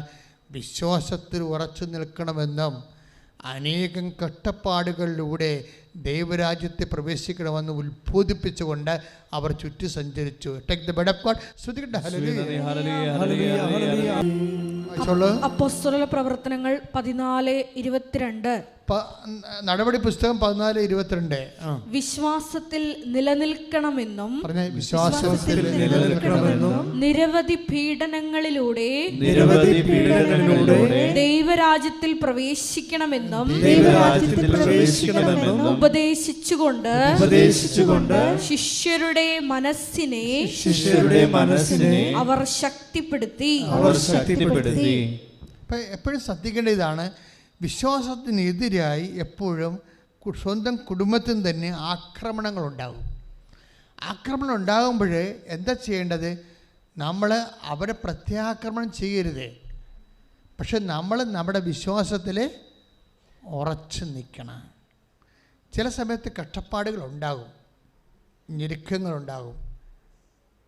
ചിലപ്പോൾ നമുക്ക് ജോലി തരാമെന്ന് പറഞ്ഞ ആൾക്കാർ നമ്മൾ ഈ വിശ്വാസത്തിലും പ്രാർത്ഥനയിലും ചൈതന്യത്തിൽ പോണ കാരണം വല്ല അലപരാധികൾക്കും ജോലി വാങ്ങിച്ചു കൊടുത്താലും നമുക്ക് തരത്തില്ല. നമ്മളെ ഒറ്റപ്പെടുത്തുകയും സൈഡ് ലൈൻ ചെയ്യുകയും ചെയ്യും. അപ്പോൾ ഓർക്കുക, ദൈവം നിന്നെ ഒറ്റപ്പെടുത്തിയില്ലെങ്കിൽ ഒരു മനുഷ്യൻ നിന്നെ ഒറ്റപ്പെടുത്താൻ പറ്റത്തില്ല. കൈയിട്ടിച്ച് കർത്താവ് പരിശുദ്ധ പരമ ദിവ്യകാരുണ്യത്തിന് ഇപ്പം മക്കൾക്കൊരു കാര്യം മനസ്സിലായില്ലേ? അതായത് നമുക്ക് ഗലാത്യർ 5:6 വെച്ചാണ് വർക്ക് ചെയ്യാൻ പറ്റത്തുള്ളൂ. എന്താണ്?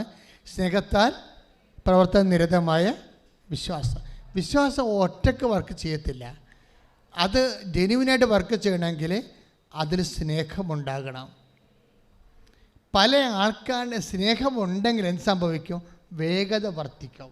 ചെയ്യുന്ന കാര്യങ്ങൾക്ക് വേഗത വർദ്ധിക്കും.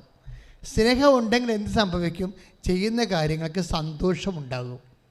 എന്തെങ്കിലും നഷ്ടപ്പെടുകയാണെങ്കിലേ നമുക്ക് സന്തോഷമുണ്ടാകും. അതാണ് 13:44 കണ്ടത്. അവൻ നിധി കണ്ടെത്തി കഴിഞ്ഞാൽ, ക്രിസ്തുവിനെ കണ്ടെത്തി കഴിഞ്ഞാൽ പോയി സന്തോഷത്തോടെ പോയി തനിക്കുള്ളതെല്ലാം വിറ്റ് ആ നിധി വാങ്ങുന്നു. അപ്പോൾ വേഗത, സന്തോഷം. നിങ്ങളുടെ പ്രവർത്തനങ്ങളിൽ നിങ്ങൾ പ്രവർത്തിക്കുന്നു എന്നുള്ള കാര്യം സത്യമാണ്. കാര്യം ഉടമ്പടി പ്രവർത്തനത്തിൻ്റെ പദ്ധതിയാണ്. പക്ഷേ അതിന് വേഗതയുണ്ടോ? അതിൽ ചെയ്യുമ്പോൾ സന്തോഷമുണ്ടോ? That you decide. പ്രാർത്ഥിക്കുക, കർത്താവ് ദൈവമേ, കർത്താവായ ദൈവമേ, ഉടമ്പടി സാക്ഷ്യങ്ങളിലെ, ഉടമ്പടി പ്രവർത്തനങ്ങളിലെ വേഗതയോടെ, സന്തോഷത്തോടെ, സർവോപരി ദൈവസ്നേഹത്തോടെ ചെയ്യാൻ എന്നെ അഭിഷേകം ചെയ്യണം. ശ്രദ്ധിക്കട്ടെ. ഉടമ്പടി പ്രവർത്തനങ്ങളിലെ വേഗത വരണമെങ്കിൽ, സന്തോഷം വരണമെങ്കിൽ, ദൈവസ്നേഹം വരണമെങ്കിൽ എന്ത് ചെയ്യണമെന്ന് കൂടി വചനം പറയുന്നുണ്ട്. Take the word of God. അതായത് 1 പത്രോസ് 4:11. ശ്രുതികട ഹല്ലേലൂയ. 1 പത്രോസ് 4:11. പ്രസംഗിക്കുന്നവൻ ദൈവത്തിൻ്റെ അരുളപ്പാട് നൽകുന്നവനെ പോലെ പ്രസംഗിക്കട്ടെ. Price the Lord. അതായത് ഇപ്പം നിങ്ങൾ പ്രസംഗിക്കുന്നില്ല, നിങ്ങളെന്താ ചെയ്യണത്? നിങ്ങൾ കർത്താവിൻ്റെ വചനങ്ങളും കർത്താവിൻ്റെ പ്രവർത്തനങ്ങളും സാക്ഷികളടങ്ങിയ പത്രമാണ് നിങ്ങൾ കൊടുക്കുന്നത്. പ്രസംഗിക്കുന്നതിൻ്റെ പകരമാണ്. നിങ്ങൾക്ക് പ്രസംഗിക്കാൻ എല്ലാവർക്കും ചാതുര്യമില്ലാത്ത കൊണ്ടാണ് നമുക്ക് ആ ജോലി ചെയ്യേണ്ടി വരുന്നത്. പക്ഷെ അത് ഭയങ്കരമായിട്ട് വിജയിക്കുന്നുണ്ട്. വേദനപ്പെട്ടിരിക്കുന്നവരെല്ലാവരും ഇത് വായിക്കുന്നുണ്ട്. ഇപ്പം ഇത് അമലു പറഞ്ഞത് എന്താ വെച്ചാൽ, അമല് പറഞ്ഞത് എന്നോട് പത്രം കൊണ്ട് ഇറങ്ങിയപ്പോൾ തന്നെ എന്നോട് കൃപാസനത്തിലെ പത്രമല്ലേ എന്ന് ചോദിച്ചുകൊണ്ട് പുറകെ വന്ന് വാങ്ങിച്ചുകൊണ്ട് പോയെന്ന്. അപ്പം ചില ആൾക്കാരുടെ അനുഭവം അതാണ്. അതായത് നമ്മൾ ചെയ്യാൻ തീരുമാനിച്ചാൽ സന്തോഷത്തോടെ ചെയ്യാൻ തീരുമാനിച്ചാൽ ദൈവം നമ്മളെ ഹെൽപ്പ് ചെയ്യും. നമ്മളെ ഇത് ആടമുതുകത്ത് വെച്ച് കെട്ടു എന്നും പറഞ്ഞുകൊണ്ട് ആ നാട്ടുകാർ വല്ലവരും എന്നെ പറയുമോ, എന്നെ കളിയാക്കുമോ എന്നൊക്കെ ചോദിച്ചുകൊണ്ട് പമ്മിയാണ് പോകണമെങ്കിൽ ഉള്ളതും കൂടി ഇല്ലാതാകാനുള്ള സാധ്യതയുണ്ട്. കാര്യം നീ സന്തോഷത്തോടെ ചെയ്യുന്നില്ല, നീ വേഗത്തോടെ ചെയ്യുന്നില്ല, നീ ദൈവസ്നേഹത്തോടെ ചെയ്യുന്നില്ല. അപ്പോൾ ആദ്യമേ തന്നെ ഇതൊക്കെ പണ്ട് പത്രപ്രേക്ഷിത പ്രവർത്തനം ഹോസ്പിറ്റൽ മിഷൻ എന്നാണ് ഉണ്ടായിരുന്നത്. ഇപ്പോൾ അത് ചാരിറ്റി മിഷനായിട്ട് കൺവേർട്ട് ചെയ്തിട്ട് ആൾക്കാർക്ക് വസ്ത്രങ്ങളാണ് കൊടുക്കുന്നത്. പണ്ട് പത്രം കൊടുക്കാൻ വേണ്ടി പ്രത്യേകം ഹോസ്പിറ്റൽ മിഷൻ ഉണ്ടായിരുന്നു, ആശുപത്രിക്ക് വേണ്ടി കൊടുക്കുക. അപ്പോൾ അവർ ഇവിടെ ഇരുന്ന് കുറേ നേരം പ്രാർത്ഥിച്ചിട്ടാണ് അതൊക്കെ ചെയ്യണത്. അഖണ്ഡജപമാല നടത്തിയിട്ടാണ്. കാര്യം അവർ ദൈവസ്നേഹം നിറഞ്ഞ സുവിശേഷ വേലയുടെ ചൈതന്യത്തോടെയാണ് അവർ ചെയ്യണത്. ഇപ്പം നിങ്ങളെന്ത് ചെയ്യണത്? ഉടമ്പടി എടുത്തു, അതിനെ പറഞ്ഞിടത്ത് അങ്ങനെ ഒരു ഡിമാൻഡുണ്ട്, എന്നാൽ പിന്നെ ആരെങ്കിലും പെട്ടിക്കൊണ്ട് കെട്ടി വെച്ചേക്കാന്ന് പറഞ്ഞുകൊണ്ട് നിങ്ങൾ ഈ പറഞ്ഞ പോലെ ഒരു പ്രത്യേക മൂഡിലാണ് ചെയ്യണത്. അതുകൊണ്ടാണ് ഇത് ചിറക്ക് വിജയിക്കാത്തതിൻ്റെ കാരണം അതാണ്. കാര്യം ഇതിൻ്റെ സന്തോഷം ഉണ്ടാകണം, വേഗത ഉണ്ടാകണം, പിന്നെ എന്താണ് അതിനെ എല്ലാത്തിനും മോട്ടിവേറ്റ് ചെയ്യുന്ന ദൈവസ്നേഹം ഉണ്ടാകണം. ഇതില്ലെന്നുണ്ടെങ്കിൽ നിങ്ങളിതിനു വേണ്ടി പ്രാർത്ഥിച്ച് ഒരുങ്ങി ആ 3 വികാരം ഉണ്ടാക്കി എടുത്തിട്ട് വേണം ഇതും കൂടെ പുറത്തിറങ്ങി കർത്താവിന് വേണ്ടി വേറെ ചെയ്യാൻ. അല്ലെങ്കിൽ അത് ന്യൂമറിക്കലായിട്ടും ടെക്നിക്കലായിട്ടും ആയിപ്പോവും. നിങ്ങൾക്കറിയാമോ, ടെക്നിക്കലായിട്ട് ചെയ്താലും സംഖ്യാപരമായിട്ട് ചെയ്താലും, ഇപ്പം ഇന്ന ചെറിയ സംഖ്യാപരമായിട്ട് 10 പത്രം കൊടുത്ത് 15 പത്രം കൊടുത്ത് സംഖ്യ എണ്ണി പറയും, സംഖ്യാപരം ന്യൂമറിക്കലായിട്ട്. അല്ലെങ്കിൽ ടെക്നിക്കൽ സാങ്കേതികമായിട്ട് ഇങ്ങനെ ഒരു ആവശ്യം ഉടമ്പടിക്കൊണ്ട് അതുകൊണ്ട് അതിൻ്റെ പേരിൽ ചെയ്യുന്നു സാങ്കേതികമായി. ഇങ്ങനെ 2 ചെയ്താൽ ഈ സംഭവം ഉടമ്പടി കത്തത്തില്ല. ഇത് കത്തുന്നുണ്ടെങ്കിൽ കറക്റ്റായിട്ട് ദൈവസ്നേഹത്തോടെ തന്നെ ചെയ്യേണ്ടി വരും, ദൈവസ്നേഹത്തോടെ ചെയ്യേണ്ടി വരും. അത് വളരെ സീരിയസ് ആണ്. പക്ഷേ ദൈവസ്നേഹത്തോടെ ചെയ്യുമ്പോൾ എന്ത് ചെയ്യണം? 1 പത്രോസ് 4:11 ഒന്ന് വായിച്ചേ. പ്രസംഗിക്കുന്നവൻ ദൈവത്തിന്റെ അരുളപ്പാട് നൽകുന്നവനെ പോലെ പ്രസംഗിക്കട്ടെ. അതാണ് ദൈവത്തിന്റെ അരുളപ്പാട്. ഇത് പ്രസംഗമാണല്ലോ നിങ്ങൾ ചെയ്യണത്. അത് എന്ത് ചെയ്യണം? അങ്ങനെ ചെയ്യുന്നവൻ ദൈവത്തിൻ്റെ അരുളപ്പാട് കിട്ടിയവല്ല. ജോസഫച്ചൻ പറഞ്ഞ് കൃപാസനത്തിൽ ചെന്നപ്പോൾ ഉടമ്പടി എടുത്തപ്പോൾ ബ്രദർ പറഞ്ഞെന്ന് പറഞ്ഞ് ചെയ്യരുത്, വിജയിക്കത്തില്ല. ജോസഫച്ചൻ പറഞ്ഞെന്ന് പറഞ്ഞ് ചെയ്താൽ ഇത് വിജയിക്കത്തില്ല. പ്രസംഗിക്കുന്നവൻ ദൈവത്തിൻ്റെ അരുളപ്പാട്, കർത്താവാണ് എന്നോട് നേരിട്ട് പറഞ്ഞിരിക്കണത് എന്നുള്ള ബോധ്യം ഉണ്ടാകണം. ഒരു അപ്പോസ്തലന്മാരുടെയും കർത്താവ് നേരിട്ട് പറഞ്ഞിട്ടില്ല. പക്ഷേ അങ്ങനെ കർത്താവിൻ്റെ ജോലി ചെയ്യുന്നവൻ അങ്ങനെ ധരിച്ചാണ് ചെയ്യേണ്ടതെന്നാണ് കർത്താവിൻ്റെ വചനം പറയുന്നത്. എന്താണ്? ദൈവം എന്നോട് നേരിട്ട് പറഞ്ഞിരിക്കണം, അതുകൊണ്ട് ഞാൻ ദൈവത്തിന് വേണ്ടി ചെയ്യുന്നു. കൈ ഇടിച്ച് കർത്താവിനെ പരിശുദ്ധ പരമ ദിവ്യകാരുണ്യത്തിന് ഇനി രോഗികളെ പോയി കാണുന്നവരെ കുറിച്ച് കർത്താവിൻ്റെ വചനം പറയുന്നുണ്ട്. ശുശ്രൂഷിക്കാൻ പോകുന്നവരെ കുറിച്ച് കർത്താവിൻ്റെ വചനം പറയുന്നുണ്ട്. ശുശ്രൂഷിക്കുന്നവന് എങ്ങനെയാണ് ശുശ്രൂഷിക്കേണ്ടതെന്ന്. Take the word of God. 1 Pathros 4:11. 1 Pathros 4:11. ശുശ്രൂഷിക്കുന്നവൻ ദൈവത്തിൽ നിന്ന് ലഭിച്ച ശക്തി കൊണ്ട് എന്ന പോലെ ശുശ്രൂഷിക്കട്ടെ. ഇപ്പൊ ആശുപത്രിയിലൊക്കെ കൊണ്ടുപോയി ഭക്ഷണം കൊടുക്കണില്ല, എല്ലാവരും കൊടുക്കുന്നുണ്ടല്ലോ. ഇപ്പൊ സാക്ഷ്യം ഈ സാക്ഷ്യം പറയുന്ന എല്ലാവരും അത് പറയുന്നുണ്ട്. അവർ വെളുപ്പിനെ എഴുന്നേറ്റ് ഭക്ഷണം ഉണ്ടാക്കി ആശുപത്രിയിൽ കൊണ്ടുപോയി കിടപ്പ് രോഗികൾക്കും നിൽപ്പ് രോഗികൾക്കും എല്ലാം കൊടുക്കുന്നുണ്ട്. പക്ഷെ അങ്ങനെ ചെയ്യുന്നവൻ, ശുശ്രൂഷിക്കുന്നവൻ എന്ത് ചെയ്യണം? ഇപ്പോൾ തറവാട്ടിൽ പോയി പ്രായമുള്ളവരെ ചെറിയൊക്കെ പിടിച്ച് കിടക്കുന്നവരെ കുളിപ്പിക്കുന്നവരുണ്ട്. അങ്ങനെ ശുശ്രൂഷിക്കുന്നവർ എന്ത് ചെയ്യണം? എങ്ങനെയാണത് ചെയ്യേണ്ടത്? ഉടമ്പടി എടുത്തിട്ടുണ്ട്, അതിൻ്റെ പേരിൽ ഞാൻ കാട്ടിക്കൂട്ടി ഒപ്പിച്ചുണ്ടാക്കണം എന്നല്ല പറയേണ്ടത്. ശുശ്രൂഷിക്കുന്നത് എന്ത് ചെയ്യണം? Read again. ദൈവത്തിൽ നിന്ന് ലഭിച്ച ശക്തി കൊണ്ട് എന്ന പോലെ ശുശ്രൂഷിക്കട്ടെ.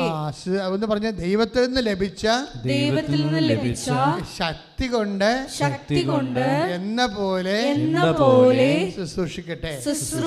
അപ്പൊ ദൈവത്തിൽ നിന്ന് ലഭിച്ച ശക്തി എന്ന് പറയുമ്പോഴേ അതൊക്കെ നമ്മൾ കുറച്ചു നേരം ഇരുന്ന് പ്രാർത്ഥിക്കണം. മനസ്സിലായില്ലേ? അല്ലാതെ ഒന്നാമത്തെ ഈ തറവാട്ടിൽ പ്രായമുള്ള ആൾക്കാരെ നമ്മൾ കുളിപ്പിക്കാൻ പോകത്തില്ലേ? എന്തുകൊണ്ടാണ് പോകണത്? അവിടെ ആളില്ലാഞ്ഞിട്ടാണ്. ആളുണ്ട്.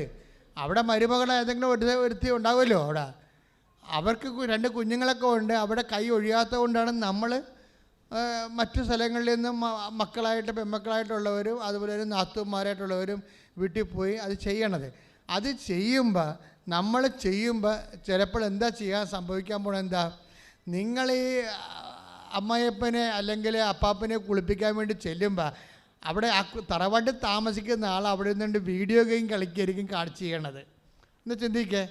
അപ്പോൾ നിങ്ങൾ അവിടെ തന്തക്കം പിടിച്ചിട്ട് തിരിച്ചു വരും. പിന്നെ ഇവൾക്കൊക്കെ ഉണ്ടാക്കാൻ വേണ്ടി ഞാൻ പോയിട്ട് എന്താ കാര്യം? മനസ്സിലായോ? അപ്പം മനസ്സിലായില്ലേ? നിങ്ങൾക്ക് കാര്യം മനസ്സിലായി, സിറ്റുവേഷൻ മനസ്സിലായ? നിങ്ങൾ ഈ തറവാട്ടിൽ രോഗികളെ, കിടപ്പ് രോഗികളെ കണ്ട് കഴുകാനും കുളിപ്പിക്കാനും ചെല്ലുമ്പോൾ അതവിടെ ചെയ്യേണ്ട ആൾക്കാർ അവിടെ നിന്നിട്ട് വീഡിയോ ഗെയിം കാണുകയോ അല്ലെങ്കിൽ മൊബൈലിൽ കളിച്ചുകൊണ്ടിരിക്കുകയെന്ന് കാണുന്നത്. അപ്പോൾ സ്വാഭാവികമായിട്ട് നിങ്ങൾ ചെല്ലുമ്പോൾ തന്നെ അവർക്ക് ചെല്ലണ ഇഷ്ടമില്ല. കാര്യം എന്താണ്? അവരെ കൊച്ചാക്കാൻ വേണ്ടിയല്ലേ നിങ്ങൾ ചെല്ലണത്. തന്നെയല്ല, അവർ ചെയ്യണില്ലല്ലോ അത്. അപ്പോൾ രണ്ട് ശത്രുതയാണ് നിങ്ങൾക്ക് ലഭിക്കാൻ കാരണം. അപ്പോൾ ഈ കാശ് കൊടുത്ത് കടിക്കണ പട്ടണം മേടിക്കാനുണ്ടാ, പക്ഷെ മേടിക്കേണ്ടി വരും. കർത്താവിന് വേണ്ടി നിങ്ങളെ ചെയ്യേണ്ടി വരും. അതുകൊണ്ടാണ് പറയണത്, ശുശ്രൂഷിക്കുന്നവൻ ദൈവത്തിൽ നിന്ന് ശക്തി ലഭിച്ചില്ലെങ്കിൽ ശുശ്രൂഷിക്കാൻ പറ്റത്തില്ല. കാര്യം ശുശ്രൂഷയുടെ പിശാച്, എതിര് പിശാച് അവിടെ ഇരിപ്പുണ്ട്. അവൾ വീഡിയോ ഗെയിം കളിച്ചുകൊണ്ട് ഇരിപ്പുണ്ട്. അവിടെ എതിര് പിശാച് അവിടെ ഇരിപ്പുണ്ട്. അന്തിക്രിസ്തു ഇരിപ്പുണ്ട്. അന്തിക്രിസ്തു എന്ന് പറയണത് എന്താണ്? ക്രിസ്തുവിനെതിരെ വരുന്ന എല്ലാം അന്തിക്രിസ്തുവാണ്. ക്ലിയർ അല്ലേ?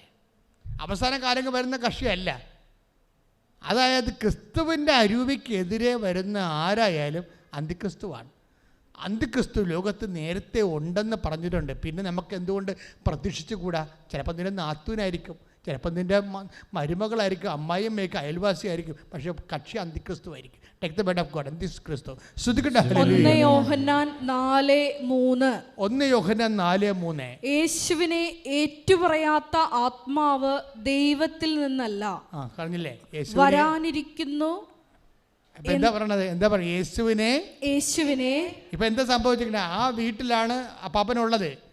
അങ്ങനെക്ക് അയാൾക്ക് നടക്കാൻ പറ്റണില്ല, കിടപ്പാണ്. തൂറുമുള്ളും എല്ലാം കട്ടിലത്ത് തന്നെയാണ്. അതിനകത്തിൻ്റെ ചൂടുവെള്ളം നനച്ച് കുളിപ്പിച്ചിട്ട് മാസങ്ങളായിട്ടുണ്ട്.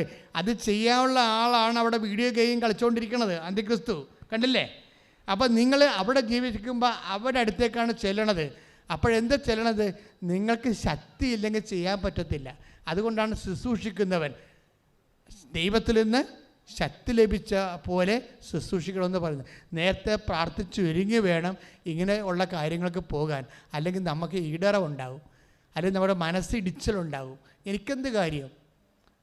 നമ്മളെന്താ പറയണത്? അപ്പൻ്റെ ഓഹരി തിന്നണത് അവളല്ലേ? പാറ്റാപ്പഴുക്ക് ഉണങ്ങണതാണ് എന്തിനാ? എള്ള ഉണങ്ങണത് എണ്ണ കിട്ടാൻ. അവരാണ് എള്ള്, നമ്മൾ പാറ്റാപ്പഴുക്കല്ലേ. എന്തിനാണ് ഉണങ്ങണതെന്ന് ചോദിക്കും. മനസ്സിലായ? അപ്പം ഇങ്ങനെ ക്രിസ്തുവിനെതിരായിട്ടുള്ള അരൂപികൾ നമ്മുടെ പ്രവർത്തനം മണ്ഡലങ്ങളിൽ ഉള്ളത് കാരണം നമുക്ക് ശക്തി വേണം. അതുകൊണ്ടാണ് 1 പത്രോസ് 4:11 പറയണത്, ശുശ്രൂഷിക്കുന്നവൻ ദൈവത്തിൽ നിന്ന് ശക്തി ലഭിച്ചവനെ പോലെയാണ് പോയി ശുശ്രൂഷിക്കേണ്ടത്. കാര്യം എന്താണ്? ശക്തി കെടുത്താൻ വേണ്ടി അന്തിക്രിസ്തു അവിടെ തന്നെ ഓൾറെഡി ഉണ്ട്. Take the word of God, അന്തിക്രിസ്തു. 1 യോഹന്നാൻ 4:3. 1 യോഹന്നാൻ 4:3. യേശുവിനെ ഏറ്റുപറയാത്ത ആത്മാവ് ദൈവത്തിൽ നിന്നല്ല, വരാനിരിക്കുന്നു എന്ന് നിങ്ങൾ കേട്ടിട്ടുള്ള അന്തിക്രിസ്തുവിന്റെ ആത്മാവാണ് അത്. ഇപ്പോൾ തന്നെ അത് ലോകത്തിലുണ്ട്. കൈയിടിച്ച് കർത്താവിനെ സ്തുതിക്കട്ടെ. Hallelujah, hallelujah, hallelujah. അന്തിക്രിസ്തു ഇപ്പൊ തന്നെ ഉണ്ടെന്ന്. എന്താ കാര്യം? അവളുടെ ഉത്തരവാദിത്വത്തിൽ ആ മനുഷ്യൻ്റെ ഓഹരി കൊണ്ടാണ് ഇവൾ ജീവിക്കണത്. അവളുടെ ഭർത്താവും മക്കളും ജീവിക്കണതെല്ലാം ആ മനുഷ്യൻ നേടിയെടുത്ത ഓഹരി കൊണ്ടാണ്. പക്ഷെ ആ മനുഷ്യൻ്റെ മേത്ത് വെള്ളം പോലും ഒഴിക്കത്തില്ല. അതാണ് ക്രിസ്തുവിൻ്റെ അരൂപി ഇല്ലാത്ത ആത്മാവ് അന്തിക്രിസ്തുവാണ് ഇപ്പം തന്നെ ഉണ്ടെന്ന്. അവരായിരിക്കും നിങ്ങളുടെ ശത്രു. അതുകൊണ്ട് അവരുടെ ശത്രുവിനെ അതിജീവിച്ചുകൊണ്ട് ജോലി ചെയ്യണമെങ്കിൽ നിങ്ങൾക്കെന്ത് വേണം? ദൈവത്തിൻ്റെ ശക്തി വേണം. അതുകൊണ്ടാണ് 1 പത്രോസ് 4:11 പറയണത്. അപ്പോൾ പ്രേക്ഷിത വേലെന്ന് പറയുന്നത് നിസ്സാരമല്ല. അത് നിങ്ങൾ തന്നെ ശക്തീകരിക്കുകയും ദൈവത്തിന് ശക്തി ആർജിച്ചു കൊണ്ട് സുവിശേഷത്തിൻ്റെ സാക്ഷിയാകാൻ വേണ്ടിയുള്ള ദൈവത്തിൻ്റെ ഓപ്ഷനാണ്. നിങ്ങളെക്കൊണ്ട് നിങ്ങളുടെ വിളിയാണ്. പ്രാർത്ഥിക്കുക, കർത്താവേ, അന്തിക്രിസ്തുക്കളുള്ള നാട്ടിലെ നിന്റെ സത്യനാമത്തിന് വേണ്ടി ശുശ്രൂഷ ചെയ്യാൻ എന്നെ ശക്തിപ്പെടുത്തണം.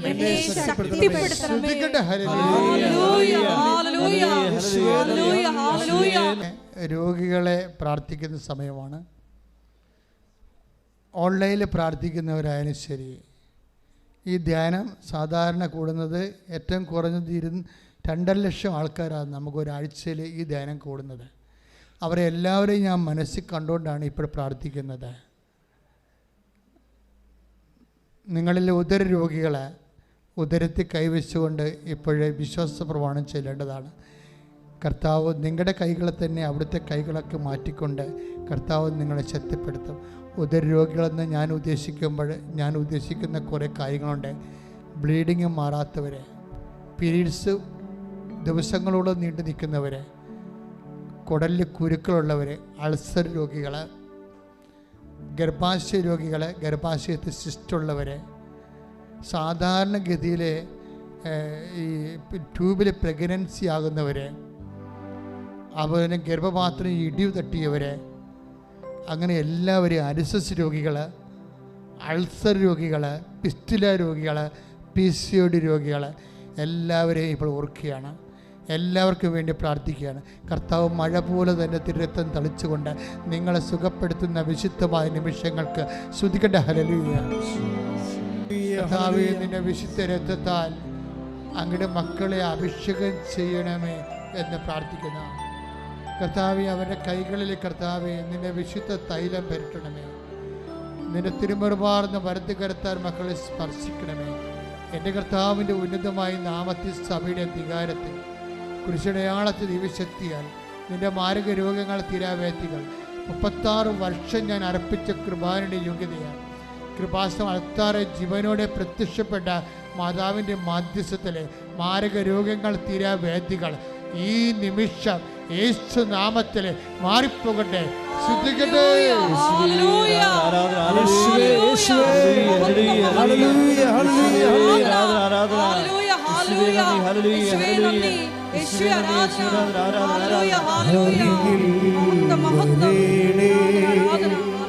സദയം തൊടേണേ സുഖമായി എൻ്റെ ഉള്ളം അരികിൽ വരേണേ സദയം തൊടേണേ സുഖമായി എൻ്റെ ഉള്ളം. അച്ഛൻ പ്രാർത്ഥിക്കുമ്പോൾ ഓൺലൈനിൽ പ്രാർത്ഥിക്കുന്നവർ പറയുന്ന സ്ഥലങ്ങളിൽ യേശുനാമത്തിൽ കൈവച്ചുകൊണ്ട് വേണം വിശ്വാസപ്രമാണം ചെല്ലാൻ. ഇപ്പോൾ കിഡ്നി രോഗികളെ കർത്താവ് സുഖപ്പെടുത്തുന്ന സമയമാണ്. കിഡ്നി സ്ഥലങ്ങളിൽ കൈവച്ചുകൊണ്ട് പ്രാർത്ഥിക്കേണ്ടതാണ്. ഒരു കാര്യം വ്യക്തമാണ്, കർത്താവിന് ഇതിനെ അഡ്വാൻസ് ചെയ്യാതെ നിങ്ങളെ കിഡ്നി രോഗത്തെയും ക്രിയാറ്റിനെയും അഡ്രസ്സ് ചെയ്യാനും അറസ്റ്റ് ചെയ്യാനും കഴിയും. അതുകൊണ്ട് സന്തോഷമായിരിക്കണം. അത് തന്നെ കരൾ രോഗികൾ നെഞ്ചിൽ കൈവെക്കണം.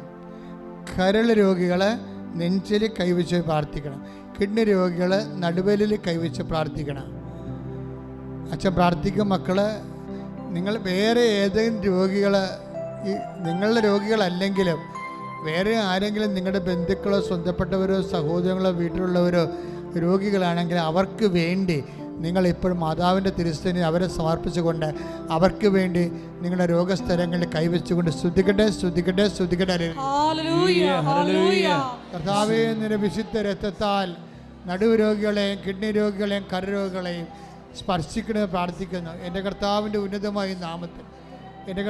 ഉന്നതമായ നാമത്തിൽ സഭയുടെ അധികാരത്തിൽ കുരിശടയാളത്തിൽ ദൈവശക്തിയാൽ ഞാൻ മക്കളെ ഈശോ നാമത്തിൽ സൗഖ്യപ്പെടുത്തുന്നു.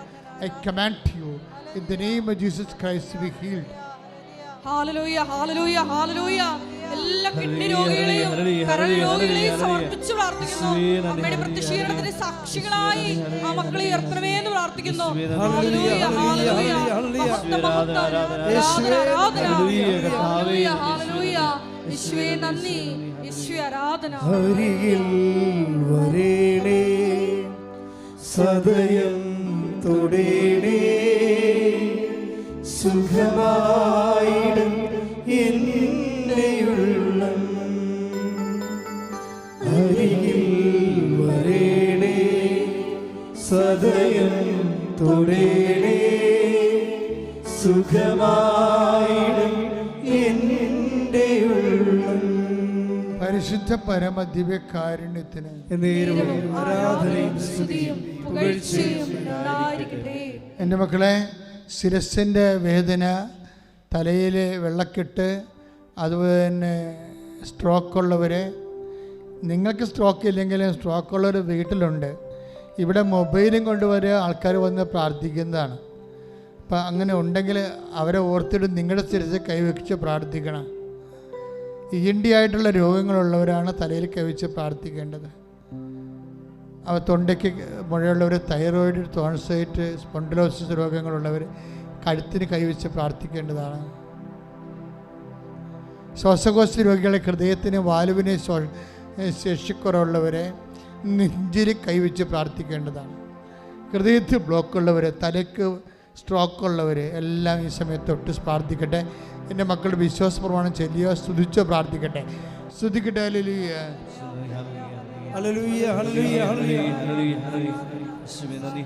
കർത്താവ് യേശുമിശിഹായെ ഒന്നും അസാധ്യമില്ലാത്തവനെ, കർത്താവ് എല്ലാ മക്കളെയും സമർപ്പിച്ച് പ്രാർത്ഥിക്കുന്നു. കർത്താവെ ശ്വാസകോശ പ്രാർത്ഥിക്കുന്നു. സ്ട്രോക്കുള്ളവരെ, ഹൃദയത്തിന് ബ്ലോക്കുള്ളവരെ സംബന്ധിച്ച് പ്രാർത്ഥിക്കുന്നു. ഷുഗർ രോഗികളെ, പ്രഷർ രോഗികളെ, കർത്താവിൻ്റെ വിശുദ്ധമായ രക്തം മക്കൾക്ക് തളിക്കപ്പെടട്ടെ എന്ന് പ്രാർത്ഥിക്കുന്നു.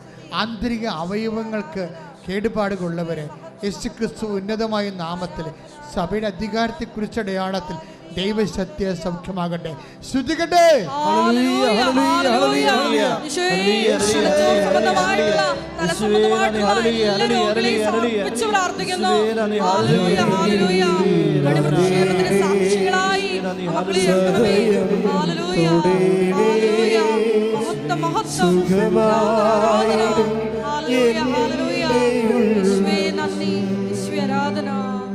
പരിശുദ്ധ പരമ ദിവ്യകാരുണ്യത്തിന്